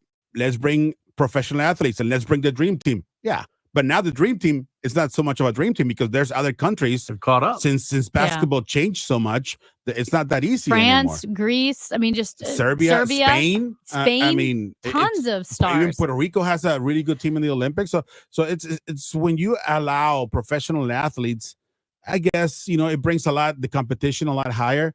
But you're actually, in my opinion, you're taking the dream from others. You know. But anyway, so yeah, I mean. If there's a Mexican flag, I'm in. I'm in. Do you know any of the athletes from the U.S. or Mexico? Like any friends that are at the Olympics? Not that I know of right now. There's there's a gymnast from the state that there's a few athletes from the state that I'm born. I was born Baja California competing, and you know, again, I wish them the best. But no, I have never. Funny story. I have a friend that went to the Olympics, the last Olympics. But she was with the Dominican team. She was a coach for the Dominican baseball team. Oh, wow. Her name is Mariana Patraca, and I love her very much. She actually works with the Diamondbacks, and they won the bronze medal in the last Olympics. Oh, wow. And so she has a bronze medal from the last Olympics, but she was with Team Dominican Republic. I love the personal stories of the Olympics. No one has more personal stories in life, in baseball, in sports, movies, everything else than Polo Asensio. You know what? Cut the music. Did you? What is this? I didn't pick it. I know he did. I do listen to Green Day. I do listen to Metallica. I listen to Snoop Dogg, Harry Styles, One Direction, and Homeboy plays the mariachi. I love it. Oh, by the way, that brings me to September 8th. September 8th. Yes. Fiesta Cardenales. Excellent. Fiesta Cardenales, September 8th. Buy your tickets now. Sadly, I don't have the jersey that we're gonna sell as a theme ticket. It's a really cool red jersey with the piping around. It's multicolor, like Sarape style, and in the front says Los Cardenales. So the party starts early, September 8th, Sunday. That jersey, is that a theme ticket or is that buy it at the store? Theme ticket. Theme ticket. Fiesta Cardenales jersey. And this reminds me, I'm bringing you. He got right. Yeah. Coming at you hard from KMOX Studios. I have a gift for you, Amy. Oh my gosh, look at is this. The theme ticket from 2011. I have some saved, and I don't think you have one yet. I do not. So now you do. This is the Polo Asensio Benjamin Molina bobblehead from 2011. So here you go. It's not signed. Okay. So if you want it signed, you need to go to the booth, and I might know the guys that. So this is all yours. Doing that for sure. Yes. Is that American Idiot? Let's go. Basket case. You want me to sing it? You sing us out. Polo Asensio singing us out on KMOX. Hey, where's the lyrics? Come on, Billy Joe. Armstrong, waiting for you. Thank you, Amy. Tom Ackerman for Busey Bank. We proudly recognize the Lime Child and Family Center as a building community partner. The center provides high-quality early education and support for families regardless of their financial situation or a child's development level. Busey is proud to support programs that address all areas of child development with a special emphasis on the social-emotional skills necessary for future success. Learn more at limechildandfamily.org. This is Pat Buring, Executive Vice President of Busey Bank. The Lime Child and Family Center has been building community in South County for close to 50 years. In that time, need led to growth. Licensed today for 121 children, the center also offers parents resources, referrals, and support so they can provide more stable homes. We at Busey know strong families mean strong communities. Join us. Get involved. Help your neighbors as we continue building the communities we call home. At 11:30, clouds at 86 downtown at the Arch. President Biden is proposing reforms for the U.S. Supreme Court, but also for the presidency. CBS's Ed O'Keefe. He would call for a constitutional amendment making clear that former presidents could face prosecution for crimes committed while in office. It's a move designed to essentially reverse the recent Supreme Court decision that suggests former presidents have at least partial immunity from prosecution, a decision that Donald Trump is using to get various state and federal cases against him dismissed. Also happening right now, a briefing from police and city officials on the shooting at Central Visual and Performing Arts High School, and we'll have more on that coming up in the news at noon. Watch out for some debris on 170 going south at Page. That's got the middle lane closed. 2 lanes are open, but watch out in the middle lane of 170 going southbound at Page. Excessive heat warning through 7 p.m. Thursday. High today of 92 to 96 degrees. For tonight, could have a thunderstorm, low 78. For tomorrow, the high temperature, 99. Sponsored by the Penn Mutual Life Insurance Company. Are you considering life insurance? Penn Mutual's accelerated client experience makes applying for life insurance fast and easy. Ask your independent advisor or go to pennmutual.com/STL. It is 86 downtown. I'm Michael Calhoun, KMOX News. Broadcasting from the Underlaw Injury Lawyers, GetJim.com studios. KMOX. If you're thinking about selling your home, I'm sure there are 2 things that you want: certainty and the most money, right?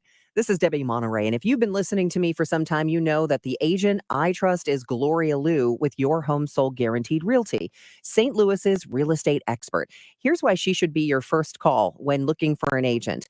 Gloria does not make empty promises. She provides written guarantees. What does that mean for you? Certainty. Certainty isn't the only thing you want. You also want the most money. Gloria is able to get her home sellers more money than the average agent because she already has the buyers. This is why Gloria will guarantee to sell your home at your agreed upon price, or she will buy it. To get your guaranteed price, call St. Louis's real estate expert, Gloria Liu, at 314-325-6888. That's 314-325-6888, or visit GloriaHasTheBuyers.com. Conditions apply. Gloria and seller must agree on price and possession date. GloriaHasTheBuyers.com. You can host the best backyard barbecue. You find a professional on Angie to make your backyard the best around.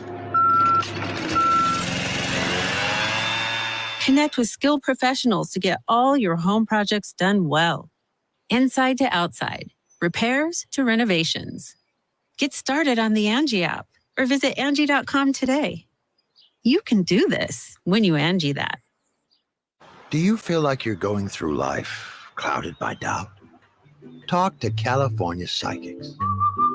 Our trusted and accurate psychics are available 24/7, and we guarantee if it's not life-changing, it's free.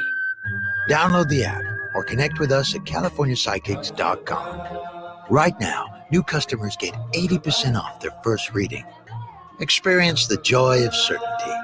California Psychics. Summer is here. Time to enjoy baseball, barbecues, and the shade of your trees. When it comes to tree care, call the certified arborist at Gamma Tree Experts. Hi, I'm Tim Gamma. Protect your valuable trees from storm damage or devastating insects such as the emerald ash borer. Knowledge and quality are hallmarks of our reputation. For pruning, spraying, fertilization, or removals, call Gamma Tree Experts today at 314-725-6159 or visit us at gammatree.com. Your trees deserve the best care. Hi, this is Kent Newbold for Newbold BMW. Do not trust your BMW to some quickie lube place. Bring it to our award-winning service department. That's Newbold BMW in O'Fallon, Illinois, or newboldbmw.com. You'll be sold on Newbold. Join Mark Patrick seminars and lose weight or stop smoking guaranteed. Early bird special, only $49.99. Seminars Tuesday, August 13th at the Holiday Inn Express and Suites St. Louis Airport in St. Louis, and Wednesday, August 14th at the 4 Points by Sheraton St. Louis Fairview Heights in Fairview Heights. Weight loss seminar 5:30 p.m. Stop smoking seminar 8 p.m. KMOX is Cardinals Radio. The Cardinals look to be buyers at this year's trade deadline. Who stays? Who goes? Stay tuned to KMOX Sports for the very latest Cardinals news and analysis. The exclusive home for Cardinals baseball, KMOX. Hi, I'm Paul Goldschmidt. I'm Cardinals outfielder Lars Nootbaar. I'm Woodson Contreras. Now, Chris and Amy give you the birds. I'm Adam Wainwright, and you're listening to the voice of the Cardinals, KMOX. Goldschmidt swings and it's a drive. That goes deep to left field. It's a goner and a Redbird winner. Paul Goldschmidt walks it off for the Cardinals. The Cardinals run out of the dugout. There's going to be a team meeting at home plate when Goldie touches home. He rounds third now and comes down the line. That's the game winner, and the Cardinals salvage a game in this series on the bat of Paul Goldschmidt, 4-3. Go, Paulie! Paulie's a great name. What's your mouth, Paulie? Go, Paulie. What'd you do for Paulie? Anything? Want to get your beer, Paulie? Me, Paulie. I was responsible. Paulie, we're here because of you. Well, that was a lot of fun. Paul Goldschmidt and the St. Louis Cardinals with a walk-off victory over the Nationals yesterday, 4-3. And joining us now, as he does every Monday, is Matt Pauley, KMOX host of Cardinals pre- and post-game, Sports Open Line, and the KMOX sports fella in general. Matt, good to talk to you this morning. Good to be with you guys. Well, last night, that was a good boost that the Cardinals needed. Yeah, good win. They find a way. You know, you can't get swept by the Nationals. So not a great series for them, losing those first two games. That first game on Friday, they should have won. That was one of the toughest losses of the year. But certainly good vibes yesterday with Paul Goldschmidt hitting the home run. Just a beautiful afternoon for baseball, and they played well. And I mean, Goldschmidt, he's been okay recently. Some of the numbers are trending in the right direction since July 8th. So that's a span of 15 games. He has an 812 OPS. It's still a really small sample size to be looking at that, but that's good to see. He's got 5 hits in his last 4 games. So, yeah, good day yesterday. So we talked about how Goldschmidt, Arenado, they need to boost their performance a bit if the Cardinals want to have a deep run in the playoffs. But I want to go back to a talking point that we all had before the season started, and that was that some of the veterans that the Cardinals were bringing in, like Lance Lynn and so forth, were good clubhouse guys, and that some of the contributions they'd be bringing were not just on the field but off the field. I argued you need guys that can bring on the field contributions as well. But what of those off the field contributions? Have we seen that? Have we seen something going, okay, yeah, these were good moves. We're seeing the veteran leadership, or is that hard to quantify? Yeah, I think it's hard to quantify. I think it's a pretty good clubhouse environment. I think those guys have helped. Let me turn this on you, though, Amy, because you asked that question. Like, are you unhappy with the performance of any of the pitchers that the Cardinals signed in the offseason? Well, I feel like they're giving us the performances that we expected, which was, Sonny Gray. He's got to be your best pitcher, but we're still at this point of the season, and we still need a top of the rotation guy. You can make that argument. Yeah, sure. When Gray is at his best, he is that guy. He has not been at his best for his past 5-6 starts, so that is a valid thing. And I think looking and trying to figure out what's going on with Sonny and why he is struggling, that's probably the biggest question mark for this team right now. But I mean, specifically to Lance Lynn and Kyle Gibson, the other two veterans that they brought in, you're right when you say you're kind of getting the production that you expected out of them. But they're not always good. They're not always bad. They go out there. This rotation is perfectly fine for the regular season. I have no problem with over a 162-game regular season. The 5 guys that they have in the rotation right now are perfectly good at going and winning you games. The problem is this rotation does not stand up when it comes to the postseason. Whoever your current number 2 is, whether it's probably Kyle Gibson, he's probably the guy who's been the second most consistent this year after Sonny Gray. If he's your second starter, then when you're in a playoff series against most good teams in the National League, you're going to be a step behind. So that's where with the trade deadline coming up, I continue to believe that this team, for their playoff hopes, and when I say hopes, not making the playoffs, but just having some success in the playoffs, they need to have a better second starter. Matt, looking back at past performance as it relates to trade deadlines, we don't really pick up much. Do you have hope that there's actually going to be some movement in this trade deadline? I think it could be somewhat similar to what they did a couple years ago. I liked their trade deadline 2 years ago when they got Jordan Montgomery, Jose Quintana, and Chris Stratton. Now, we also have to remember Jordan Montgomery, when the Cardinals acquired him, is not what Jordan Montgomery is now. So it wasn't but still, it was a nice pickup for them. If they can if they went and got some version of Jordan Montgomery or Jose Quintana, I'm not saying those specific guys, but someone similar to that, I think that's what I'm talking about, that they slot into the number 2. There continues to be a lot of smoke around Eric Fetty from the Chicago White Sox. He is a name that keeps getting connected to the Cardinals. Last night, if you read all the insiders, the Heymans and the Rosenthals and all those guys of the world and follow them on Twitter, at one point last night, it was looking like maybe there was going to be a 3-team deal involving the Cardinals, the White Sox, and the Dodgers, where Tommy Edman was going to end up with the Dodgers, and then the three-way deal, Eric Fetty was going to end up back with the Cardinals. That didn't happen. Maybe it could still happen. Maybe that's a whole bunch of nothing that's just out there on social media. But yeah, I don't even remember what your question was, but that's where I was going with it. Well, let's stick on the subject of the trade deadline, potential trades. Have you heard the rumors that the Yankees and Dodgers have some potential interest in Tommy Edman? Yeah, that's what we were just talking about. So, Edman, the 3-way deal last night, and then the Yankees being the other team that shows some interest in him too. Yeah. We talked to Mike Claiborne earlier, and he brought up Arenado and Goldschmidt and how they need to boost their performance. He also brought up boosting the pitching rotation. If we don't do those 2 things, then you can't go deep in the playoffs. One of those 2 things is done. Do you see much hope with going deep in the playoffs, or do you think also it needs to be both? This team is not built right now to be a team that goes deep in the playoffs. I think to his point, there's a bunch of things that have to happen. This team absolutely does need to add to the starting rotation. This team does need more high leverage relief help. That's become incredibly clear. And then they have to find a way to hit left-handed pitching. And they could go out and find a right-handed bat who could help in that. But the number one way to fix that against left-handed pitching is to get a couple right-handers named Nolan Arenado and Paul Goldschmidt to get going a little bit. Now, Arenado, I think he's been all right in the month of July. He's hit 4 home runs. He's driving the ball a little bit more.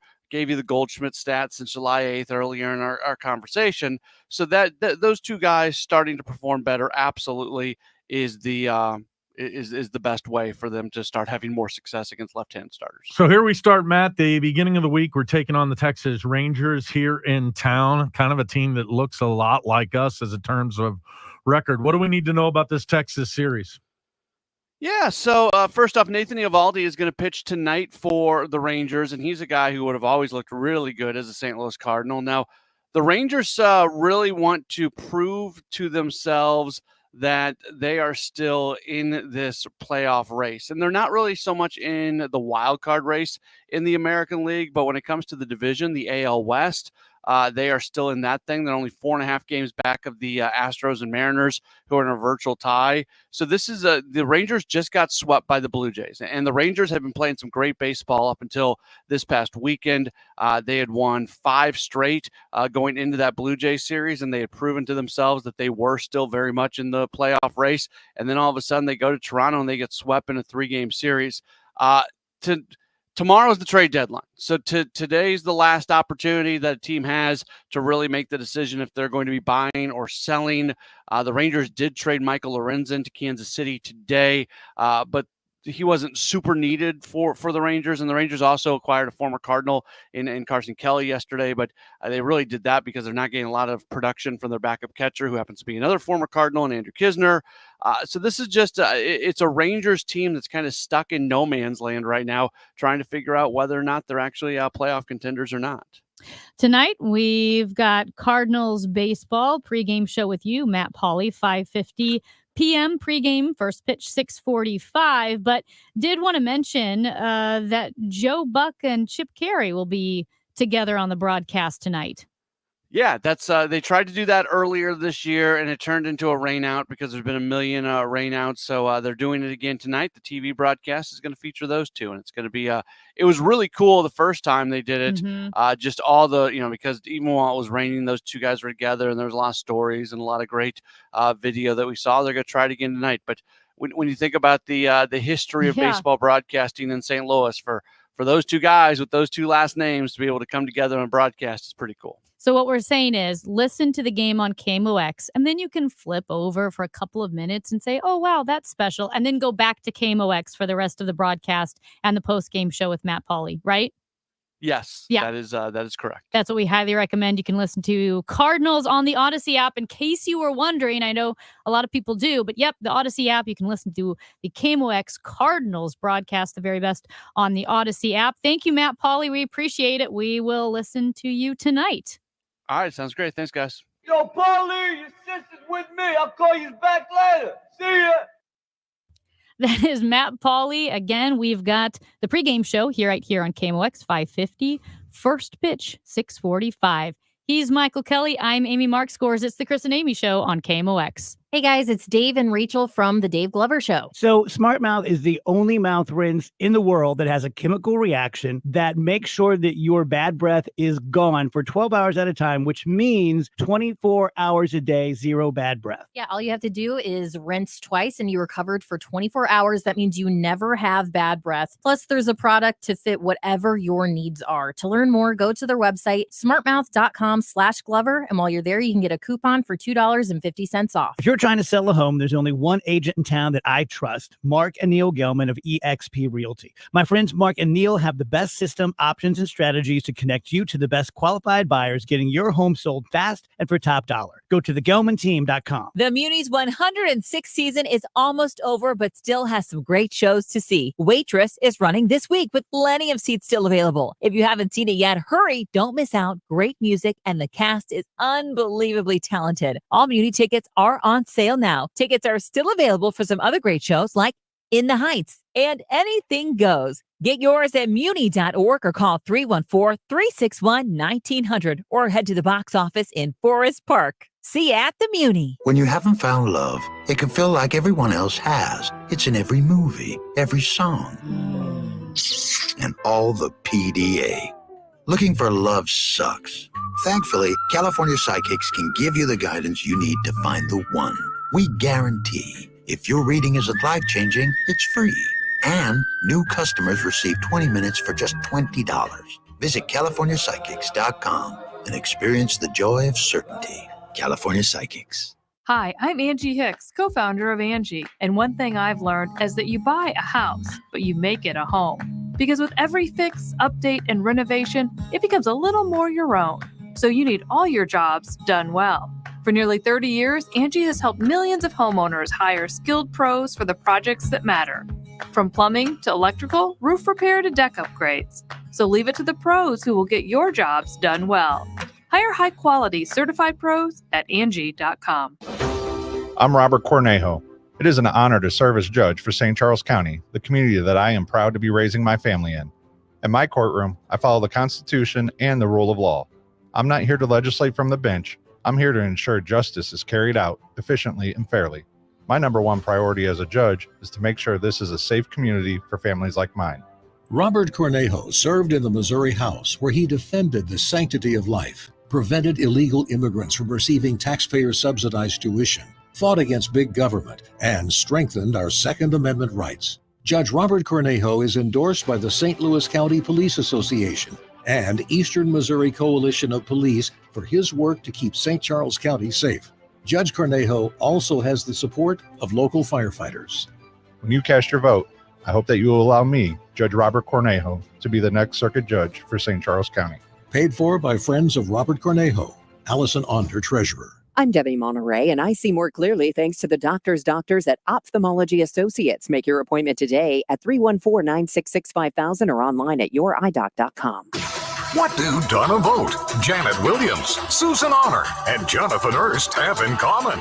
They're just some of the best fans in baseball and winners of a pair of tickets to an upcoming game at $100 to Rawlings. Want to get in on the winning? To get entered, head to KMOX.com/contests and upload a photo of you decked out in your game day attire. The best fans in baseball, presented by KMOX and Rawlings, the mark of a pro. A happy place comes in many colors. One that leaves you feeling refreshed. Something that gets you all fired up. Or gives you the space to chill. Whatever your color, bring happiness home with CertaPro Painters and make your happy place your home. CertaPro Painters. That's painting happy. Get started today at CertaPro.com. Each CertaPro Painters business is independently owned and operated. Contractor license and registration information is available at CertaPro.com. I'm Maria Kina. This is KMOX, the voice of St. Louis. Starts it up, hesitates, right, but he scores! Yes! Come on! Goes the pass is left on the ground! All right, Lutz, here we go on three. 1, 2, 3. City lead! Michael Kelley, Amy Mark scores alongside you. Yes, sir. Shall we give away some tickets? I would love to. We're givers. We are very generous over here. And here's what you're going to get. You're going to have a chance to win a 4-pack of tickets to the City Leagues Cup game on August 4th. So August 4th versus FC Juarez. And did I say it wrong? No, you said it right. Paulo Asensio's still here. And he made a face. Would you like to say what you're laughing at me about?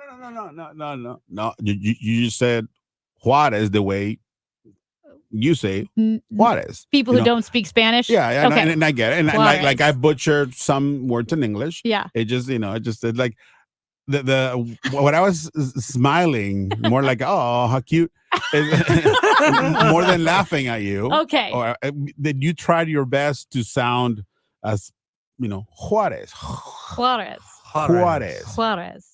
Well, how do you say guacamole? Guacamole. Uh-huh. You see, you were putting the emphasis. You were emphasizing the beginning of the word instead of the end. Uh-huh. The end. The first time you said it, you said guacamole, which is guacamole. And then is guacamole. So, and then when you try to say it again or thinking about saying it right, yeah, you were emphasizing something that it was right already. So guacamole. Juárez. FC Juárez. Los Bravos de Juárez. De la Liga MX vienen a jugar el próximo fin de semana en contra de St. Louis City en las Leagues Cups y usted puede ganarse boletos hoy mismo aquí con KMOX. Gracias. That's exactly right. And so what I want you to do is everything that he said is absolutely right. And so you can win a 4-pack of tickets to the City Leagues Cup game on August 4th. And let's see, you can be let's do it right now. Be the 9th caller to the contest line, 314-955-1120. 314-955-1120. Be the 9th caller. And as Chris Ranji would say, be very, very careful when you call in. Yeah, and the Leagues Cup, so they have the regular MLS season, right? And then they have the Leagues Cup, which plays, and it's kind of cool because we get all these teams that are not, American teams coming through here in town. And what do you mean American teams? Mexico is in America. Well, I meant United States. Okay. America, well, the comma, MLS United teams, States yes. of. Because I think there are Canadian teams in Yes, the MLS, yes, but there I don't is. think there are any Mexican teams, are there? In the not? MLS, no. Yeah. No. They're too a team- good. The Mexican teams well, are too you good. know what? That's rude of they me are, to say. No. They are good, but lately, like Yeah. for real, like MLS soccer and especially the national team of the United States, with all the players playing overseas, Mhm. the United States has a lot more players playing in Europe, any team in Europe, than Mexican players playing in Europe.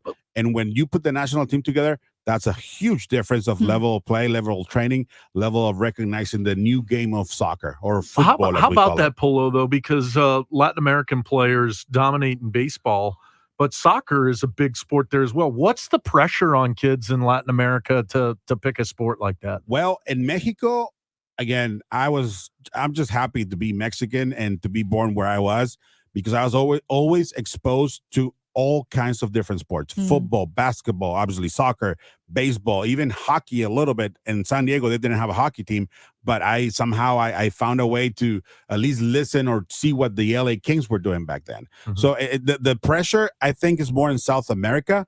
Like countries like Venezuela and Colombia, they have a lot of big league players now in the United States, and perhaps playing all over the world, because baseball is played all over the world. Now, when you talk about Argentina, Uruguay, Brazil, and Chile, those are more soccer-oriented countries.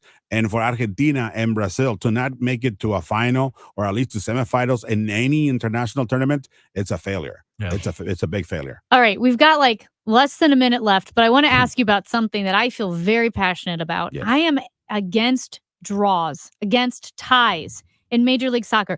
It's un-American. There are too many ties. I like winners and losers. Do you like ties? Are you okay with ties? I have a beautiful red tie that I wear every year for opening day. It's not that I like them, but I don't want penalty kicks. to Really? decide. No, I So don't. you would rather have a draw than penalty kicks? Yeah, because that's part of the sport of soccer. And remember, MLS, when they started it, they tried to do the shootouts from half field, and then they try to do the penalty kicks. No, you know what? It is what it is. That's how it goes, and you know what you're going to get. You know what you're going to get. When you go to a baseball game, you know you're going to go 10, 12, 15 innings if necessary, basketball, whatever. But no, I like ties. And again, thank you for having me, Matt, everybody, and thank you for letting me stick around. But as Will Ferrell and what's the name of that guy, Scott Riley, whatever his name is, sang beautifully on Step Brothers.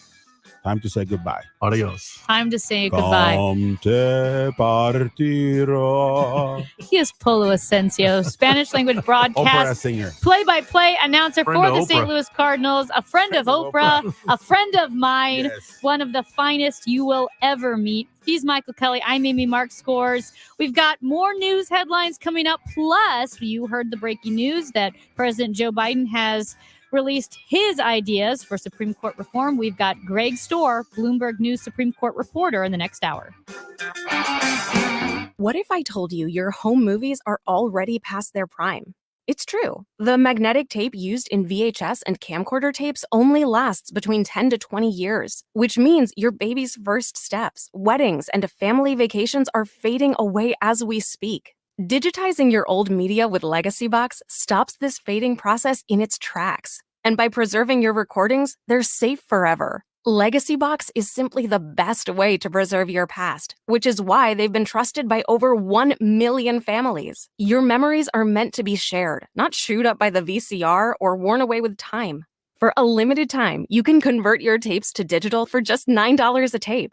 There's never been a better time to convert your entire collection. That includes film reels and photos too. Visit legacybox.com/value to get our $9 sale. That's legacybox.com/value to unlock our $9 offer. Legacybox.com/value. Paid for by government. Did you hear? A secret hoard of 1904 $20 gold Liberty coins have been found. These gorgeous 1904p gold coins are as bright and shiny as the day they were struck, and less than 500 of these gold coins are available. Coin experts are calling this secret U.S. gold coin discovery a once-in-a-lifetime opportunity opportunity, and you can own a piece of the hoard. When you call, you are guaranteed a 1904 Gold Liberty struck at the iconic Philadelphia Mint. With limited availability, you must call now. These 1904 dated gold coins are still in uncirculated condition with brilliant luster. That is 120 years of history you can hold in your hand. To learn more, call 1-800-973-3077. Call now, and you'll receive a free bonus, a $75 value free with every order. Call 1-800-973-3077 now to secure your 1904P $20 Gold Liberty coins before they sell out. That's 1-800-973-3077. KMOX, KECK HD2, K254CR, St. Louis.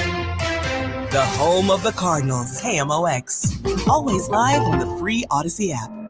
Paid for by Lori Rook from Missouri. Ryan Rook, Treasurer. You deserve to know where your tax dollars are really going. You deserve to know about the backdoor deals our politicians are making with lobbyists. And you deserve to know when your elected officials are supporting things that compromise your conservative values. But right now, it's all hidden behind the curtain.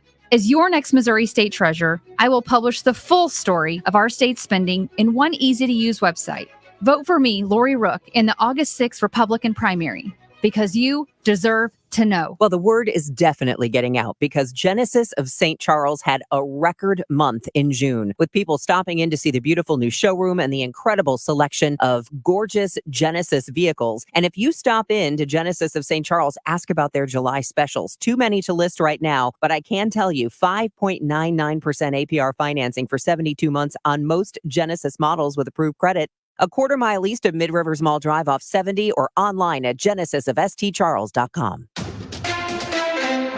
Mid-America's most trusted source for news. KMOX. At 12 noon, we've got clouds. It's 86 degrees downtown at the Arch. The news is sponsored by Michael's Flooring Outlet, the flooring experts, michaelsflooringoutlet.com.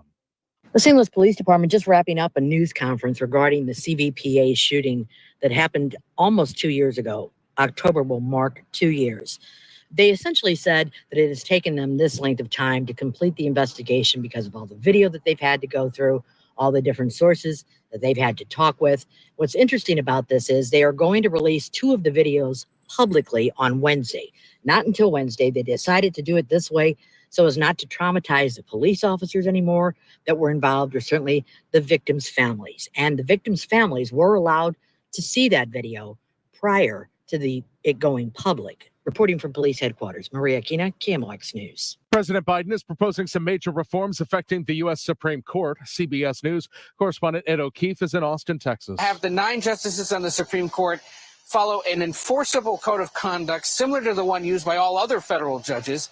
Among other things, they'd have to disclose major gifts they receive, if someone's paying for their travel.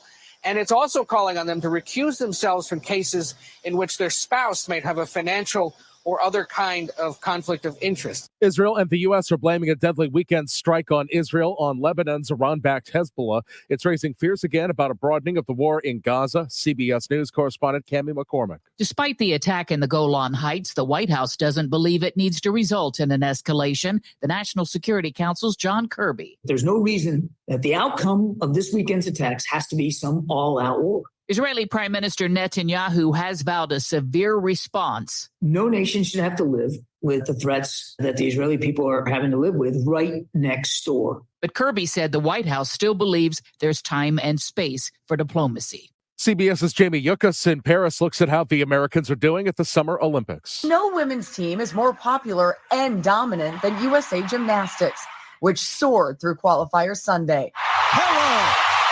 Glad to see you, Simone Biles. After a quick scare, 4-time gold medalist Simone Biles powered through a calf injury to go on and stun audiences, hosting top scores ahead of the finals later this week. A familiar face will call the Cardinals game tonight on TV with Chip Carey. It's Joe Buck, who says the duo got rained out last time, but he and Chip had a blast anyway. Broadcasters get real territorial, as you know, and Chip was the opposite of that. He just flung the doors open. my wife, my little boys, everybody was welcome. Buck says he has not called a baseball game since the pitch clock and other rule changes. The KMOX Business Desk, an AI issue for Apple. Apple's efforts to include AI features on some of its devices have been delayed. Bloomberg chief correspondent Mark Gurman reporting that means AI enhancements will miss the initial launch of software overhauls for iPhone and iPad. Sources say the company is planning to begin rolling out Apple Intelligence to consumers coming in October. Kimberly Adams, Bloomberg Radio. This afternoon will turn out partly sunny, hot and humid with a high of 92 to 96, and partly cloudy tonight, warm and sticky with a thunderstorm in some places later on, low 78. This is AccuWeather meteorologist Joe Lundberg on the Voice of St. Louis, KMOX. It's 85 in Florissant and St. Peter's and 86 downtown at the Arch. I'm Michael Calhoun, KMOX News. Sponsored by Stifel. At Stifel, we put everything into the success of our advisors so they can put everything into your success. That's why we're the top-ranked wealth management firm for employee advisor satisfaction. Stifel, where success meets success. Stifel, Nicholas & Company Incorporated, member SIPC and NYSE. Visit jdpower.com for details. The Chris and Amy Show on KMOX. Brought to you by Together Credit Union. Check out their new Empower checking account and earn 5% interest on balances up to $25,000. Michael Kelley, Amy Mark Scores with you on a Monday. Well, the St. Louis Metropolitan Police Department announced on Friday that its Force Investigations Unit closed the case file on the 2022 CVPA school shooting that happened just down the street. It's now been more than 21 months since that shooting. A student and a teacher were killed. The shooter, a 19-year-old former student, also died in the shooting. Several others were injured. And joining us now in studio is KMOX reporter Maria Kina, who was just at a hearing about that case finally being closed. Yes, they closed it on Friday, according to Lieutenant Colonel Michael Sack, who was the acting chief at the time when this happened back in October of 22. So we're almost on 2 years here coming up. And one of the questions that came up, well, why so long to release this video? Because certainly family members wanted to know what was taking so long and why they weren't hearing anything. They said they had to go through the different, so much video, hundreds of hours of video. They had to talk with different people and they're legally bound to release this video. So they're going to release 2 of them on Wednesday to the public. And what they're saying is they wanted to let the families first be able to view this video because they know how traumatic it's going to be. So the families did, including the shooter's family. And they said they were just traumatized. And they had behavioral experts standing by to help the people as they witnessed this video for the first time. That's the significance of the case being closed for the public, meaning now that video is released, now the families can see. Will that be eventually released to the public or not that? No. Yeah. On Wednesday, it's being released publicly. Okay. The families have already viewed it. But there is other video, which I don't believe they're going to be releasing because this case is going to be closed. So what does that mean? To close a case, does that means that there can be no more further legal action that can come as a result of that case? I wanted to know why it was that the city police operate differently than the county police do as far as releasing video and that sort of thing. Because the chief kept on referring to the fact of state law. And I said, well, what is it exactly with state law that the county can release video, but you can't? And he said, well, I don't know what the statute is, but according to their attorneys, police department attorneys are saying this, you have to sit on this and you can't release it. I feel like, I apologize because I feel like I'm asking the same question over, but you know how when there was a school shooting in Uvalde, right? That is so traumatic. You never want that released to the public. I know the families got to see it. I personally believe every legislator, nationally, state, and city should see that video and just how awful it is. Does this video that the families watched, is that the actual shooting, the killing of the students, and is that going to be open to the public? I don't know that we're going to see the killing of Alexandria and Miss Kushka. But we are going to see, I believe, the police officer engaging with the shooter and killing the shooter. But there is more video. The second video is the shortest.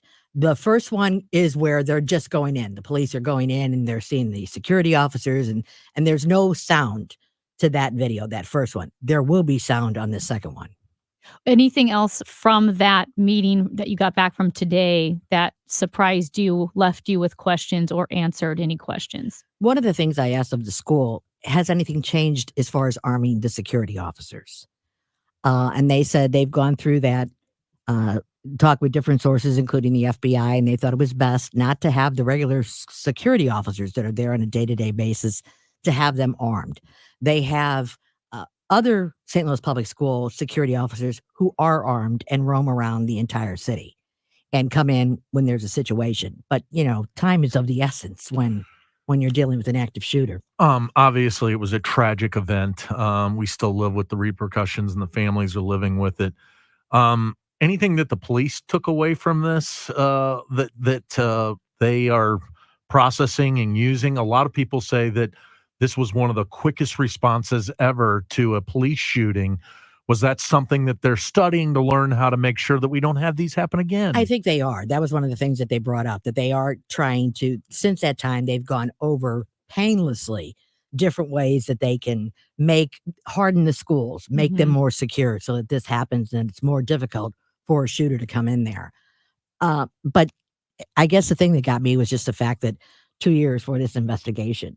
And finally we know about it now. Right. A final question for you, Maria. We also know from the investigation that the shooter, the parents, the family of the shooter had some concern about his behavior. Law enforcement said, we don't have the authority to take the gun from him because the family was concerned. Was there any discussion about red flag laws or guns? No, and I'll tell you something that's interesting about that. That's kind of been a question that's been hanging out there for a long time. They called the police responded. They had a talk with him. There's video of that where the police were talking to him and trying to calm him down. This was the night before. And then the mom was, like, get the gun out of here. And they said, well, we can't do that given the state laws in Missouri. But what I don't understand is how he actually ended up with that gun, because it was my understanding that his mother took the gun, or someone took the gun and actually put it somewhere where he wouldn't have it, but yet he did get it. And that isn't something they addressed today at the press conference. Interesting. Maria Kina, KMOX reporter, thank you so much for coming into Studio B. Thanks, guys. The CVPA, after 21 months passed since that deadly shooting, the investigation is officially closed. Still hard to believe, right? That school shooting, something that tends to dominate the news, happened right here in our own community. And I think a lot of our listeners will remember that Debbie Monterey was on the air. She was anchoring news. Her daughter goes to the school that is connected to CVPA and was getting texts from her daughter that there's a shooter. And Debbie, though, through Studio B, sees the newsroom jump up into action, and the emotional and mental fortitude that Debbie had to anchor the news at that time while she was getting text from her daughter, who was running, for her own safety, is really, truly extraordinary. So that investigation has come to a close. Yeah, when we live in a time where, you said, was it a drill? The idea that we are now practicing shooter drills in schools, this is where we've come. And they interviewed one of the kids on the news, and one of the students said, this is my first school shooting. I can't believe this. But you don't use that phrase, first school shooting, unless it's something that's top of mind or you expect to see. So definitely thoughts. Our prayers that we're all with the people who suffered and lost loved ones that day. Michael, I guess no good way to shift, but just speaking of St. Louis Public Schools, I know you and John Hancock discussed this on Sunday morning with Hancock and Kelley, but Keisha Scarlett, the St. Louis Public Schools superintendent, is out after 1 year on the job. And interim superintendent Millicent Borshade that was her second in command. She's now interim superintendent. But this was an insane mess with Keisha Scarlett becoming the superintendent, took the schools from a, $17 million surplus to a $35 million deficit, hiring multiple people from the Seattle School District and Seattle area from where she came. Right. That was her last job, was in Seattle. So what was it? 7, 8, 9 people and their spouses that she hired. This is a very bizarre situation. Really incredible reporting from the Post-Dispatch. Worth checking out the Post-Dispatch's article on Sunday if you haven't read it. The superintendent brought in from out of schools, apparently had some fresh ideas, had some success out in Seattle. And obviously, when you work someplace and you're trying to put a team back together, you're conscious and friendly with the people that you used to work with. This went to excess, Amy. This has been 8 to 10 people. Then on top of it all, if she was hiring you, Amy, she was also hiring Mason Jar to then do the IT stuff. Yeah. So it was how this wasn't a violation of nepotism laws and other things that likely exist is beyond me. Further, I think there's even broader questions that are going to be asked and focused on this school board on how, we have a $45 million swing in less than a year, and how this superintendent was able to come in and operate a school district essentially unsupervised and almost using it as their own piggy bank. Right. It's insane to me when you, again, Blythe Bernard of the St. Louis Post-Dispatch, incredible reporting. And also, we are talking about a school district that doesn't even have enough bus drivers to get students to school, and school starts in just a few weeks, like less than 3 weeks school starts. And St. Louis Public School District initially had asked teachers, like, hey, would you like to drive your students to school and teach them and then drive them home? And they kind of backtracked a bit on that, but they did let parents know we do not have all our routes covered. It really seems like incompetence and failure of supervision, and it will be interesting to see how this all shakes out. But I mean, the city of St. Louis, look, the St. Louis region's in a place right now, and we're trying to claw them out of it, and hopefully we'll find some way to unify and deal with it. But the city of St. Louis, which the city of St. Louis public school system's in, it's not run by the mayor, it's not run by the government, it's an independent school board, etc. But I mean, I don't know how many more punches to the mouth St. Louis can take, whether it be the crime situation, whether it be the lawlessness that's going on. Now the school district, it's a cycle of a feeding frenzy that continues to feed on itself. But it's not because it's being made up. These are real things that are happening, and we've got to find some way to deal with this. Our schools, goodness gosh, $45 million swing. This lady made it her own piggy bank, and there was no supervision. There was nobody at the top. This board has got some questions. He's Michael Kelley. I'm Amy Mark Scores. Hey, when we come back, let's revisit that Olympics opening ceremony. Plus, former President Donald Trump had some interesting quotes over the weekend. It's the Chris and Amy Show on KMOX. We all hear the radio ads about the IRS. They tell you to be afraid, to be scared, and they try to frighten you into calling. I'm not here to do that. Tax Relief Advocates is different. TRA is here to tell you that if you owe money to the IRS, whether it's $5,000, $50,000, or $500,000, we have a solution. It doesn't matter if you're sitting in your car, at work, or with your kids. No matter where you are, call now. 800-575-6481. Don't lose hope. TRA can eliminate or reduce what you owe to the IRS. Generous programs are now available that can give you a fresh start. Our passion is taxes and helping individuals fix their IRS problems. We have over 1,000 5-star reviews on Google and an A+ with the Better Business Bureau. You don't need to be afraid of the IRS any longer. End your tax nightmare today by visiting us online at TRA.com or call 800-575-6481. That's 800-575-6481. Tax Relief Advocates. Real solutions for real people. The choice of a lawyer is an important decision and should not be based solely on advertisements. You entrusted a nursing home with the care of a loved one, but they violated that trust. If your family member has been the victim of nursing home neglect, call Onder Law at 844-BED-SORE. What if I told you your home movies are already past their prime?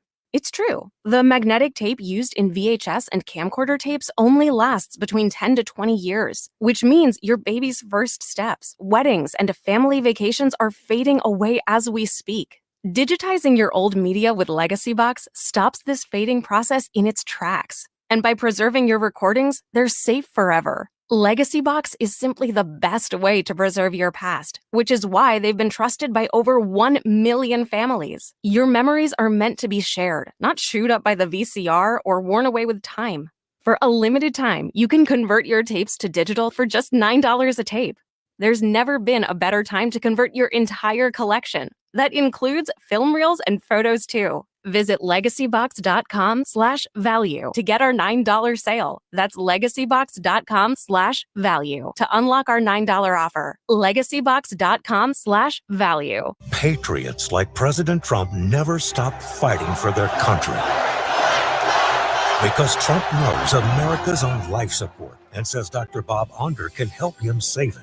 Trump's endorsed Dr. Bob Onder for Congress, calling him an incredible America First patriot who will fight tirelessly for our families and conservative values. Dr. Bob Onder, the Trump-endorsed America First conservative.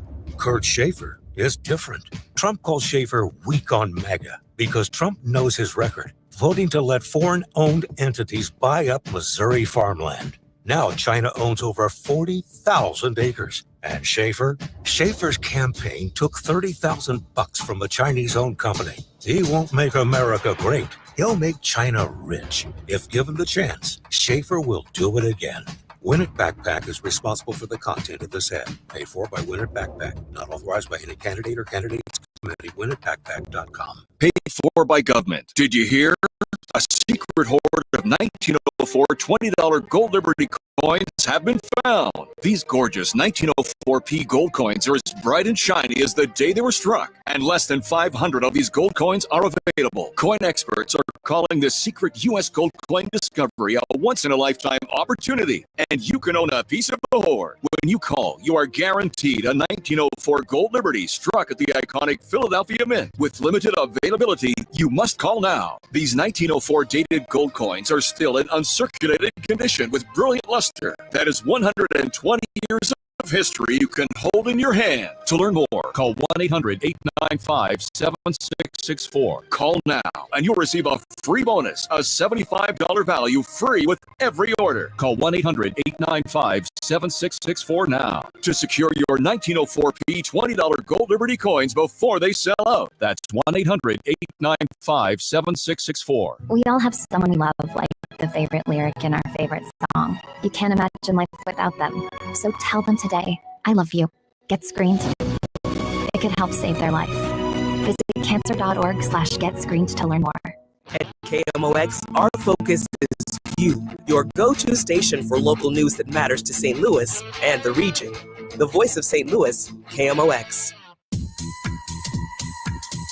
Well, everybody's talking about the Olympics and the opening ceremony. We hit it at the beginning of the show. And if you missed anything, you can listen to the show on the Odyssey app, Rewind Live Radio. You can also check out the Christinini Show podcast, so you won't miss a thing. Michael and I both saw the opening ceremonies, although the scene, which was titled The Last Supper on the Seine, that's generated a lot of controversy. Michael, you had a different take than I did. Yeah, I wasn't offended by it. I thought it was more artistic. It was French. It was definitely out there. But I liked the whole presentation. And it's Paris, for gosh sakes. It was going to be all about artwork. I can appreciate that folks maybe didn't like it. Mm-hmm. But waking up the next morning to social media, I thought, oh, this is like everything else in our culture right now. We just blow it up into a big fight. Yeah, and I would say I felt like some people were dismissing it a little too quickly, saying, well, it wasn't the Last Supper. It was, Bacchus and Dionysus, if I'm saying it right. But right, the Greek gods of debauchery and orgies and vanity. And so, they were saying everyone needs to chill out. Here's the thing. It was called The Last Supper on the Seine. That is a depiction of a very significant moment in the Christian faith. And having this transgressive mockery of that scene is and can be very offensive to the Christian faith, right? So to over 2 billion people. I thought it was an odd choice for the Olympic Games, maybe at an art gallery, because I get it. I'm not a rube. I totally get that art is often and by nature transgressive, subversive, shocking, and mocking. I understand that. What I was saying is that I do think it was a poor choice. I wouldn't have chosen that for the Olympic Games, bringing people together, and that it is offensive to the Christian faith. But at the same time, like you said, it's France. They're out there, and I'm glad that at least we have countries where you can be transgressive or mock and still have the free speech, that you're not going to be imprisoned for it. So I'm acknowledging all that. Yeah. I'm just saying, I understand why so many people, and and I saw Find it offensive. Yeah, made my heart hurt a bit. Hey, before we move on, it should be noted, really interesting opening ceremonies, unlike anyone we've seen before, because there wasn't a stadium that was taking place. This was happening in a river. It really went across 5 or 6 miles. Unique. It will be interesting to see how they deal with it in LA now that a new bar has been set. Absolutely. All right. Speaking of crazy things, over the weekend, former President Donald Trump was at some rallies. And let's start with this statement. But we will be creating so much electricity that you'll be saying, please, please, President, we don't want any more electricity. We can't stand it. You'll be begging me, no more electricity, sir. We have enough. We have enough. Kind of an odd way to put it. I guess what he's saying is we'll be energy independent in America. And hey, I'm all for reducing our reliance on the Saudi Arabia and so forth.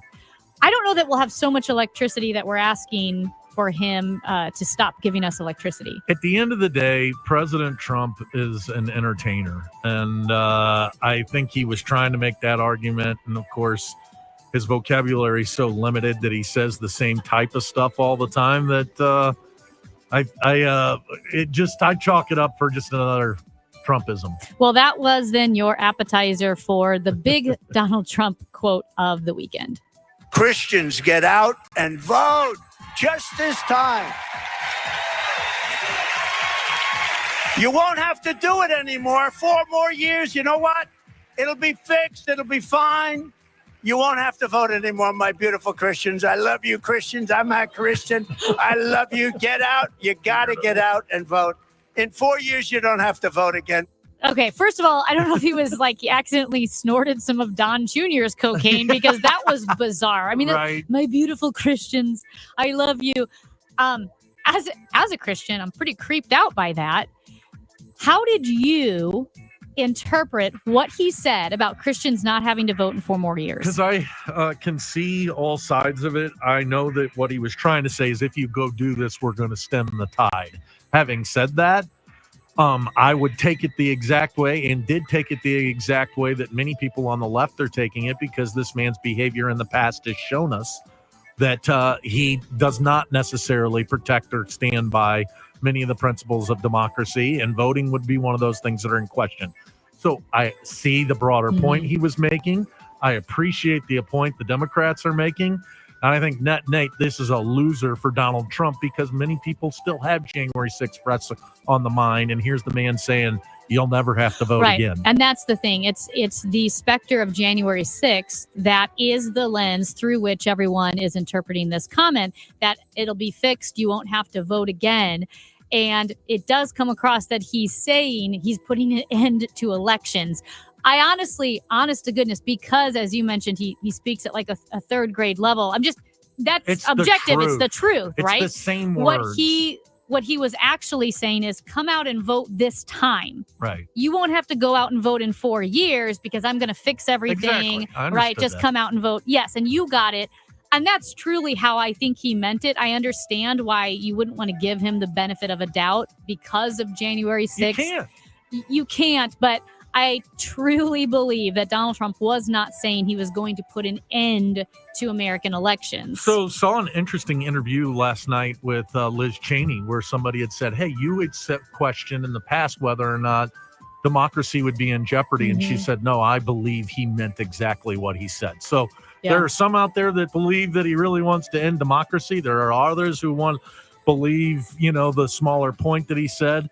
Guess what? It's about 50-50 in our country. And I think there's also the chance that because he is so monomaniacal about his own light, his own flame, that he is the center of the spotlight at all time, that he may be focused more on himself, how much popularity he has, where he's on the spotlight, and democracy crumbles in the process, because in order to shine more light on himself, in order for him to have more power, he'll go ahead and instill doubt and sow discord in the cornerstones of democracy, which are fair and elections that you can trust.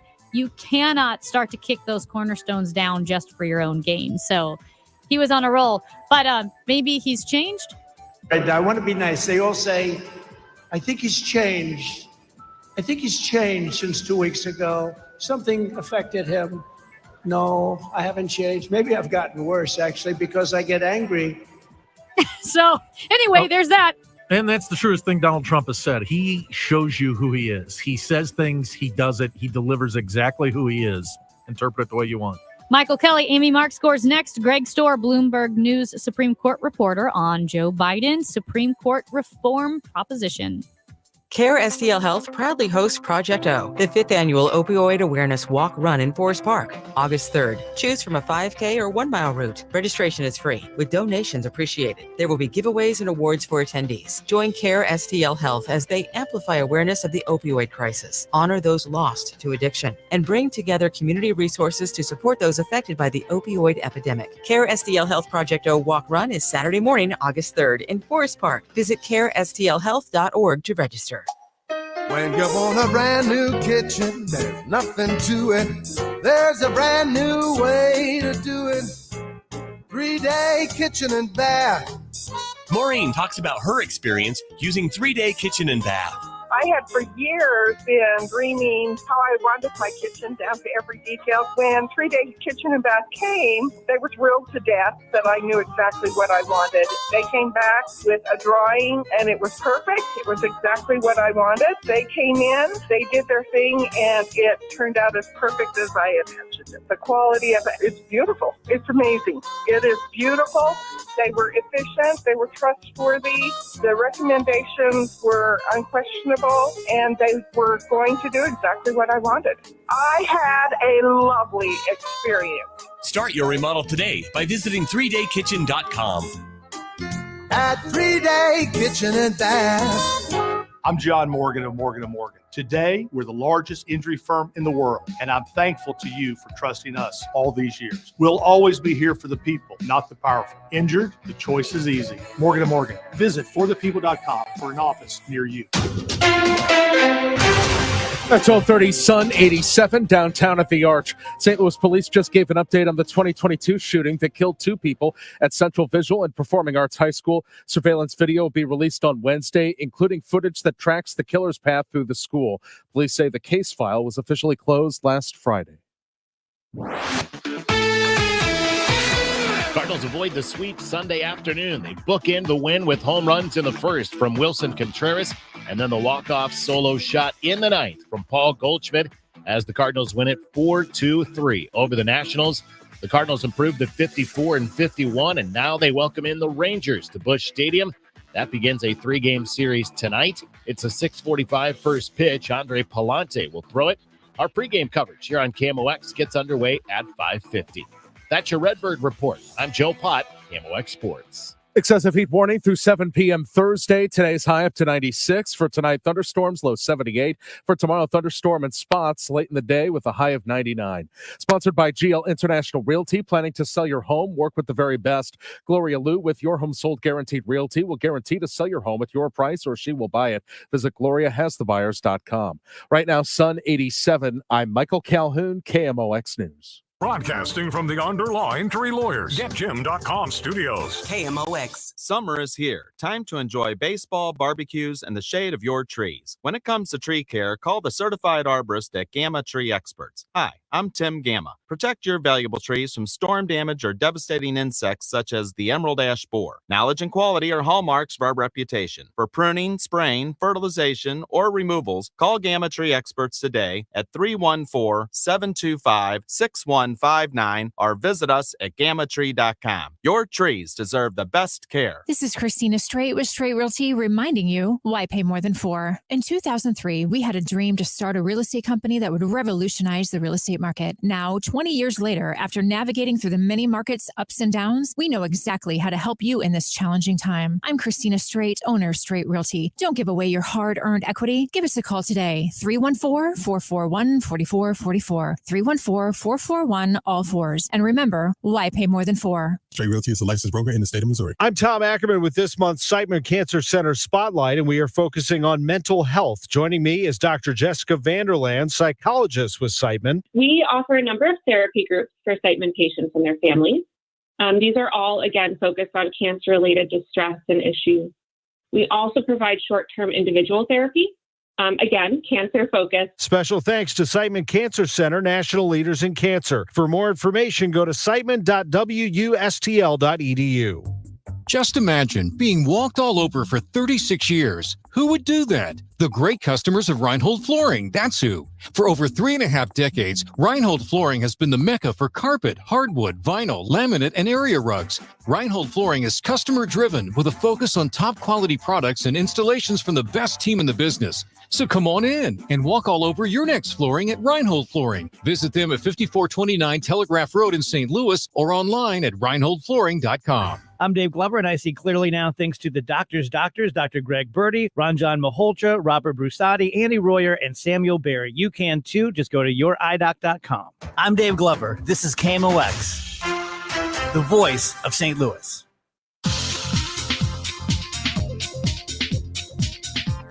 Michael Kelley, Amy Mark scores with you today, and Joe Biden has announced his ideas for reforming the Supreme Court.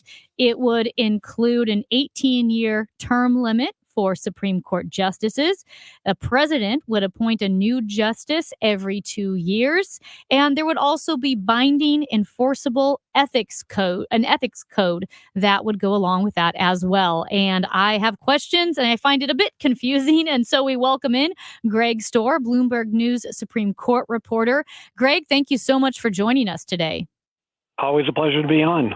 All right. So the 101 for people who might be just hearing that President Biden has proposed a Supreme Court reform. What is it? What do we need to know? Well, he is describing this as having three parts, one of which is not really Supreme Court reform. It's overturning effectively that decision from early July where the Supreme Court said that the president or past presidents have partial immunity or some immunity from over criminal activities taken while in office. Then there are two parts that are really focused on the Supreme Court. One, as you said, 18-year term limits for the justices, and the other is making a code of conduct that's actually enforceable, unlike the code of conduct that the court has adopted for itself. Under the 18 years, is there any talk of expansion of the court? There is not. We don't have a whole lot of details of what President Biden is actually proposing here.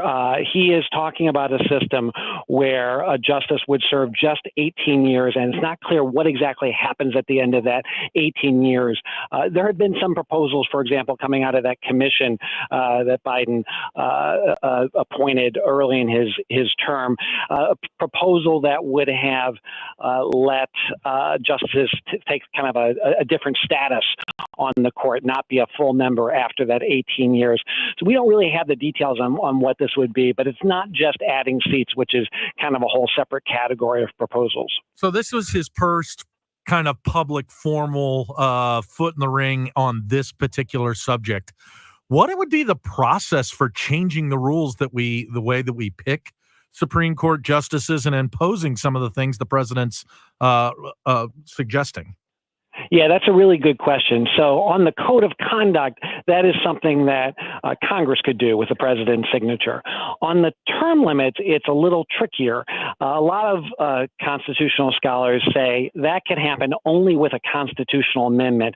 The Constitution says that Supreme Court justices basically have life tenure, that they serve as long as they're acting in good behavior.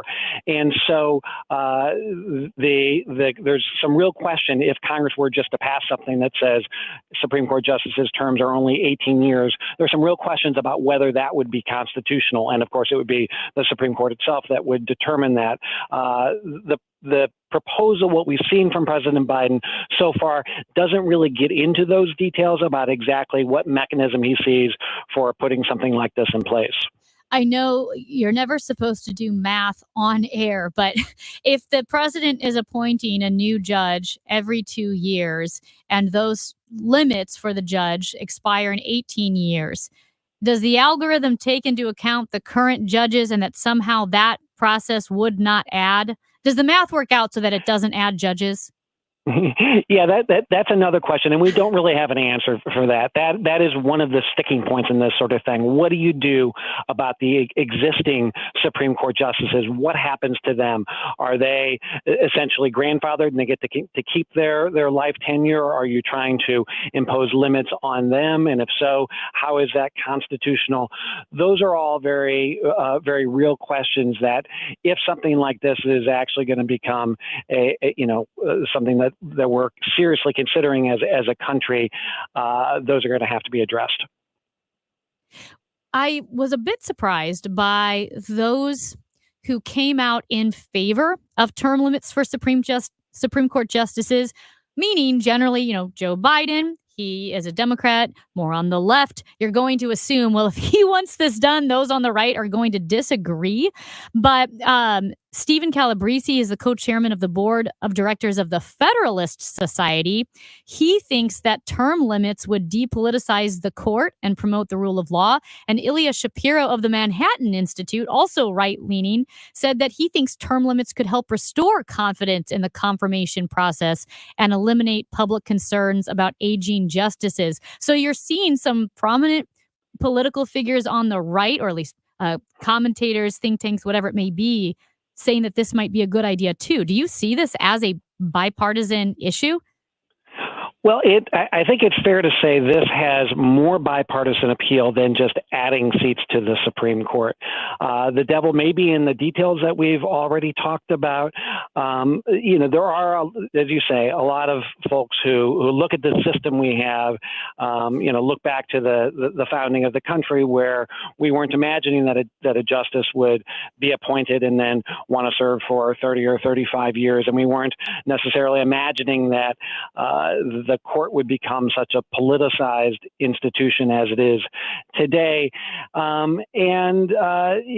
lot of folks think, if we knew that all this was going to happen, if it was going to become such a politicized entity, we wouldn't have given justices life tenure so that each nomination makes such a difference and each one becomes such a battle over the soul of the country. And so that a single president may, as Donald Trump did, get 3 appointments, and a president like Jimmy Carter, who also served 1 term, will get no appointments. So there's a lot of reasons why you might want this as a better system.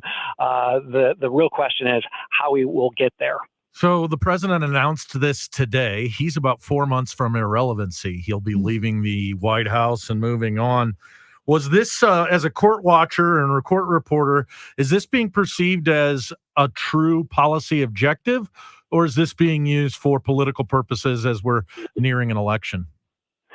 I think the president would say it's certainly not just political purposes. It is making a statement about where the court has gone in the last few years. And, it certainly has some historical significance. I mean, this is an issue that 10 years ago, nobody would have dreamed of on either side, trying to change the way the court operates in such a fundamental way. We have seen Vice President Harris suggest some support for what President Biden has proposed. So this may be something that sort of carries on into the next administration, depending on of course, who wins in November. It is certainly laying down a marker, and it is significant for that reason, even if there's no real likelihood it will get enacted in the remaining months of President Biden's term. I know you said the devil might be in the details here, because we are seeing some people who lean to the right, who are more conservative, saying that term limits would be okay. Even Chief Justice John Roberts once spoke in favor of term limits. So what would you say to those who argue this is Biden's way of court packing? This would effectuate the same result as court packing. It depends on that big question of what happens to the existing justices, what the various other details are of the plan. Look. No, there's no secret. Democrats, liberals, not happy about the direction of the Supreme Court for all manner of reasons. The immunity ruling is the most recent example. Certainly, the Dobbs ruling overturning Roe v. Wade, and of course, we had all those fights leading up to it over, the seat that was held vacant for 14 months before eventually being filled by Donald Trump with Neil Gorsuch. Justice Amy Coney Barrett being appointed to the court just before the election. All that sort of leads into this notion that Democrats do tend to think the Supreme Court is out of control. Republicans say it is just doing its job and interpreting the Constitution and the text of federal statutes. That's a debate that goes even beyond this discussion we're having about the future of the court. You have to look at anything being proposed about the Supreme Court through that lens. I know you said, again, there are still many questions yet to be answered on how this would exactly roll out. When, if ever, do you think we will see the answers to those questions? This may be a very long debate. Obviously, an awful lot depends on the results of the November election, not just who wins the White House, but who captures Congress. If you can imagine a Democratic sweep of all those, then proposals like this suddenly have a lot more legs. If Republicans do well, then definitely this will go on the back burner. But this may be this is a Supreme Court that, without changes, is probably going to remain quite conservative for a long time in the future. So this is not an issue that is going to go away with Democrats, because as long as the Supreme Court is issuing the kinds of rulings we've seen that Democrats object to very strongly, you're going to see Democrats trying to talk about ways we can reform, the word they would use, the courts. So this is just an early salvo in what could well be a years-long discussion about the Supreme Court. Last question for you, Greg Storr, Bloomberg News Supreme Court reporter. When it comes to the presidential election and motivating your voters to vote in November, what role is the current dissatisfaction with the Supreme Court playing in the Democratic Party? We know Kamala Harris has injected new life into the party. What about the Supreme Court?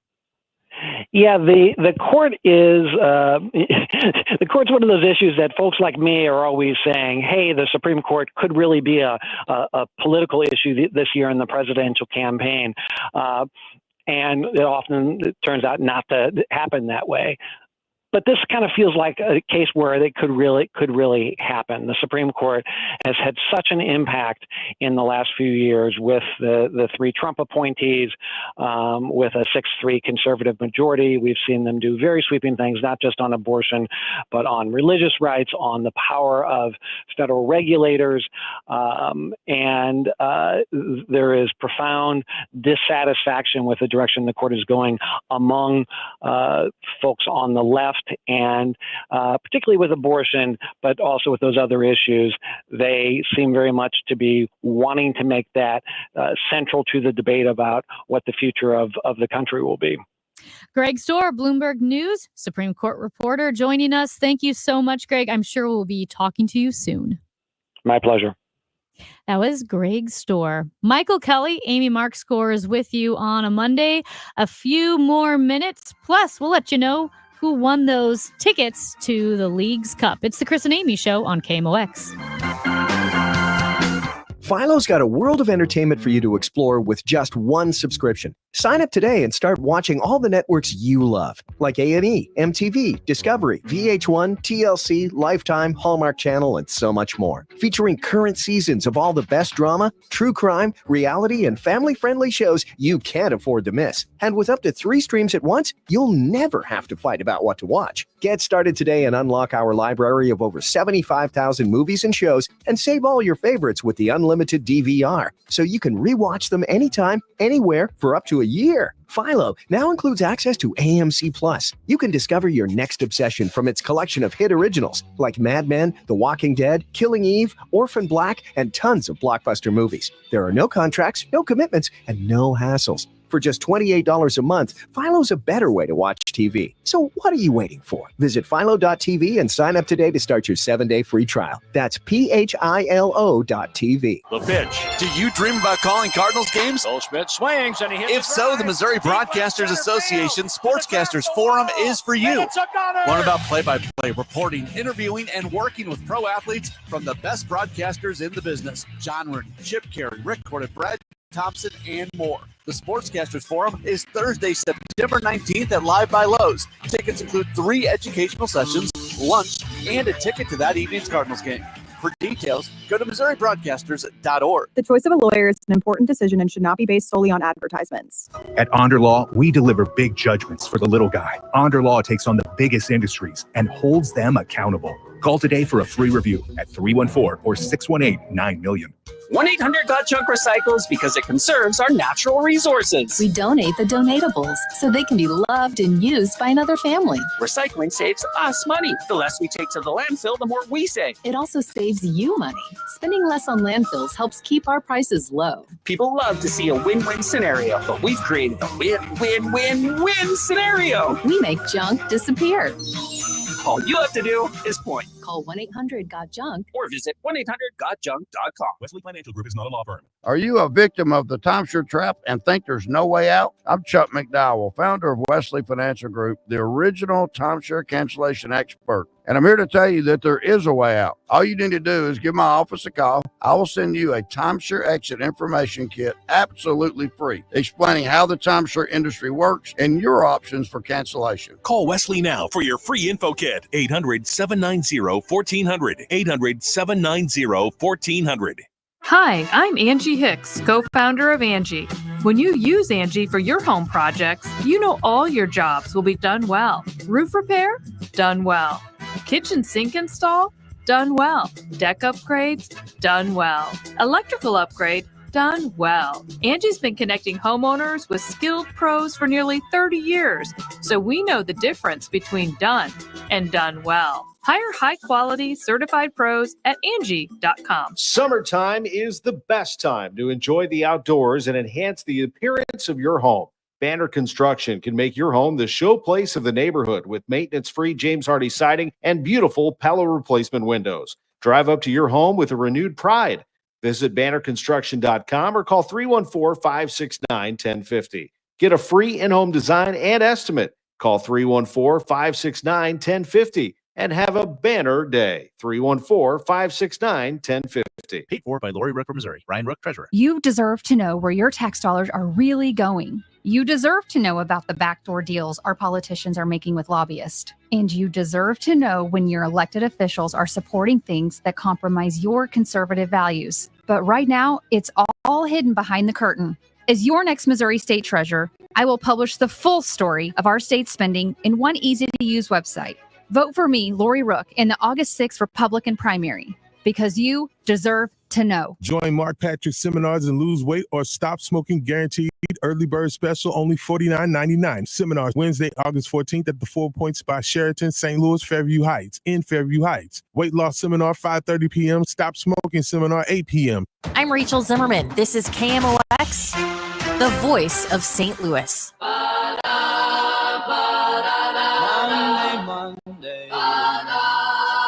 Welcome back to the, what's this called? The Chris and Amy Show. The Chris and Amy Show. I almost said the Hancock and Kelly Show. Yeah, you did. I'm sitting in for Chris Ranji. So is he coming back tomorrow? He is, allegedly. Yeah. Who knows? Did we give away tickets to the soccer game? Oh, my gosh. I'm so glad you said that. Marla in Fenton. Hey, now. She's going to the League's Cup with 3 of her closest friends. Now, Marla, I'm open.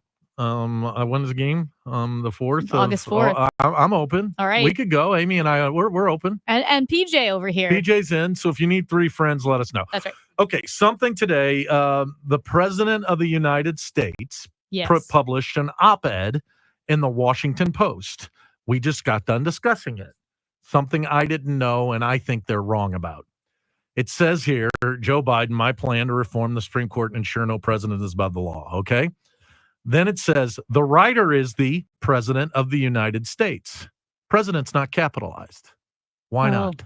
The President of the United States is capitalized. The P. Well, here in the Washington Post, it says the writer is the President of the United States.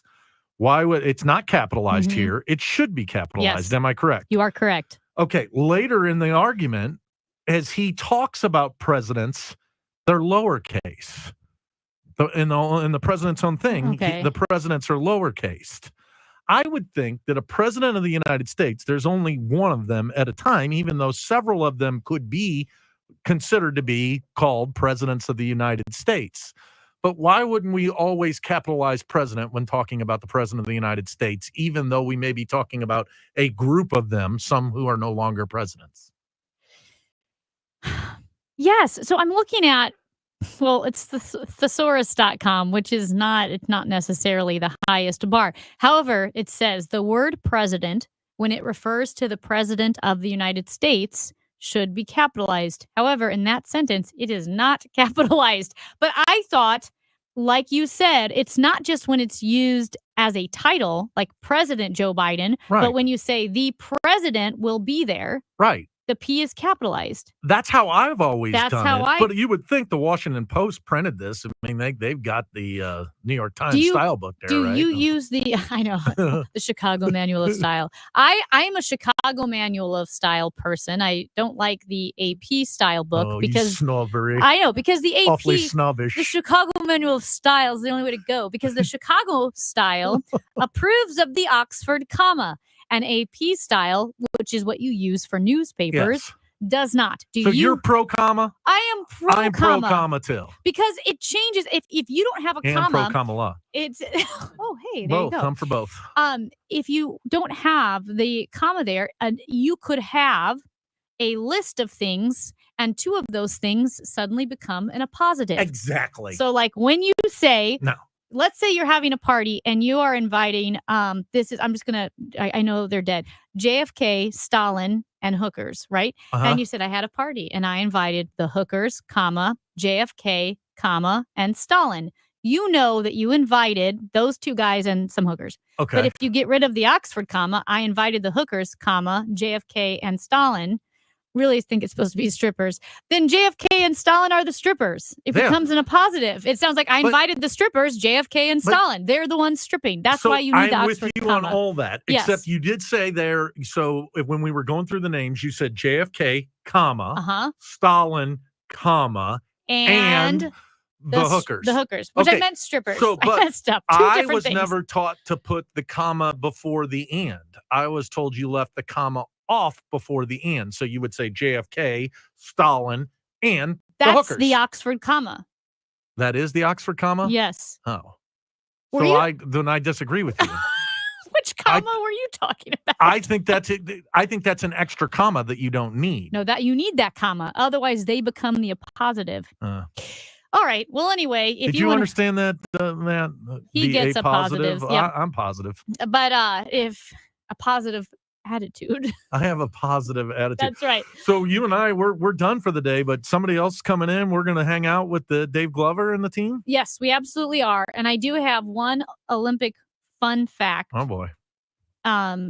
Since we've been talking about the Olympics, and I didn't know this, the Olympics are famously a loss, a financial loss for the cities that host. That's why when Salt Lake City won the Winter Olympics in 34, I think it is, 32, 34, they were cheering, but they were the only city that wanted it, right? It's just a huge loss. A lot of times we've all seen the detritus of Olympics past in Rio and how it's hard on the communities. It's not environmentally friendly. There was one Olympics that actually turned a profit. Was a plus for the city. Probably right here.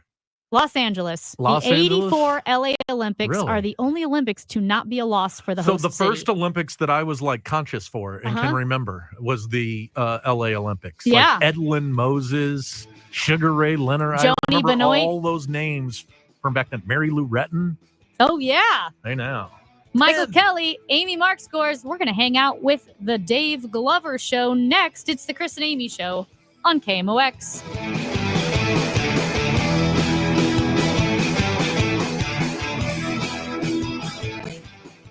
Michael Kelley, what did you think of that moment? Okay. I didn't see it. I was sleeping.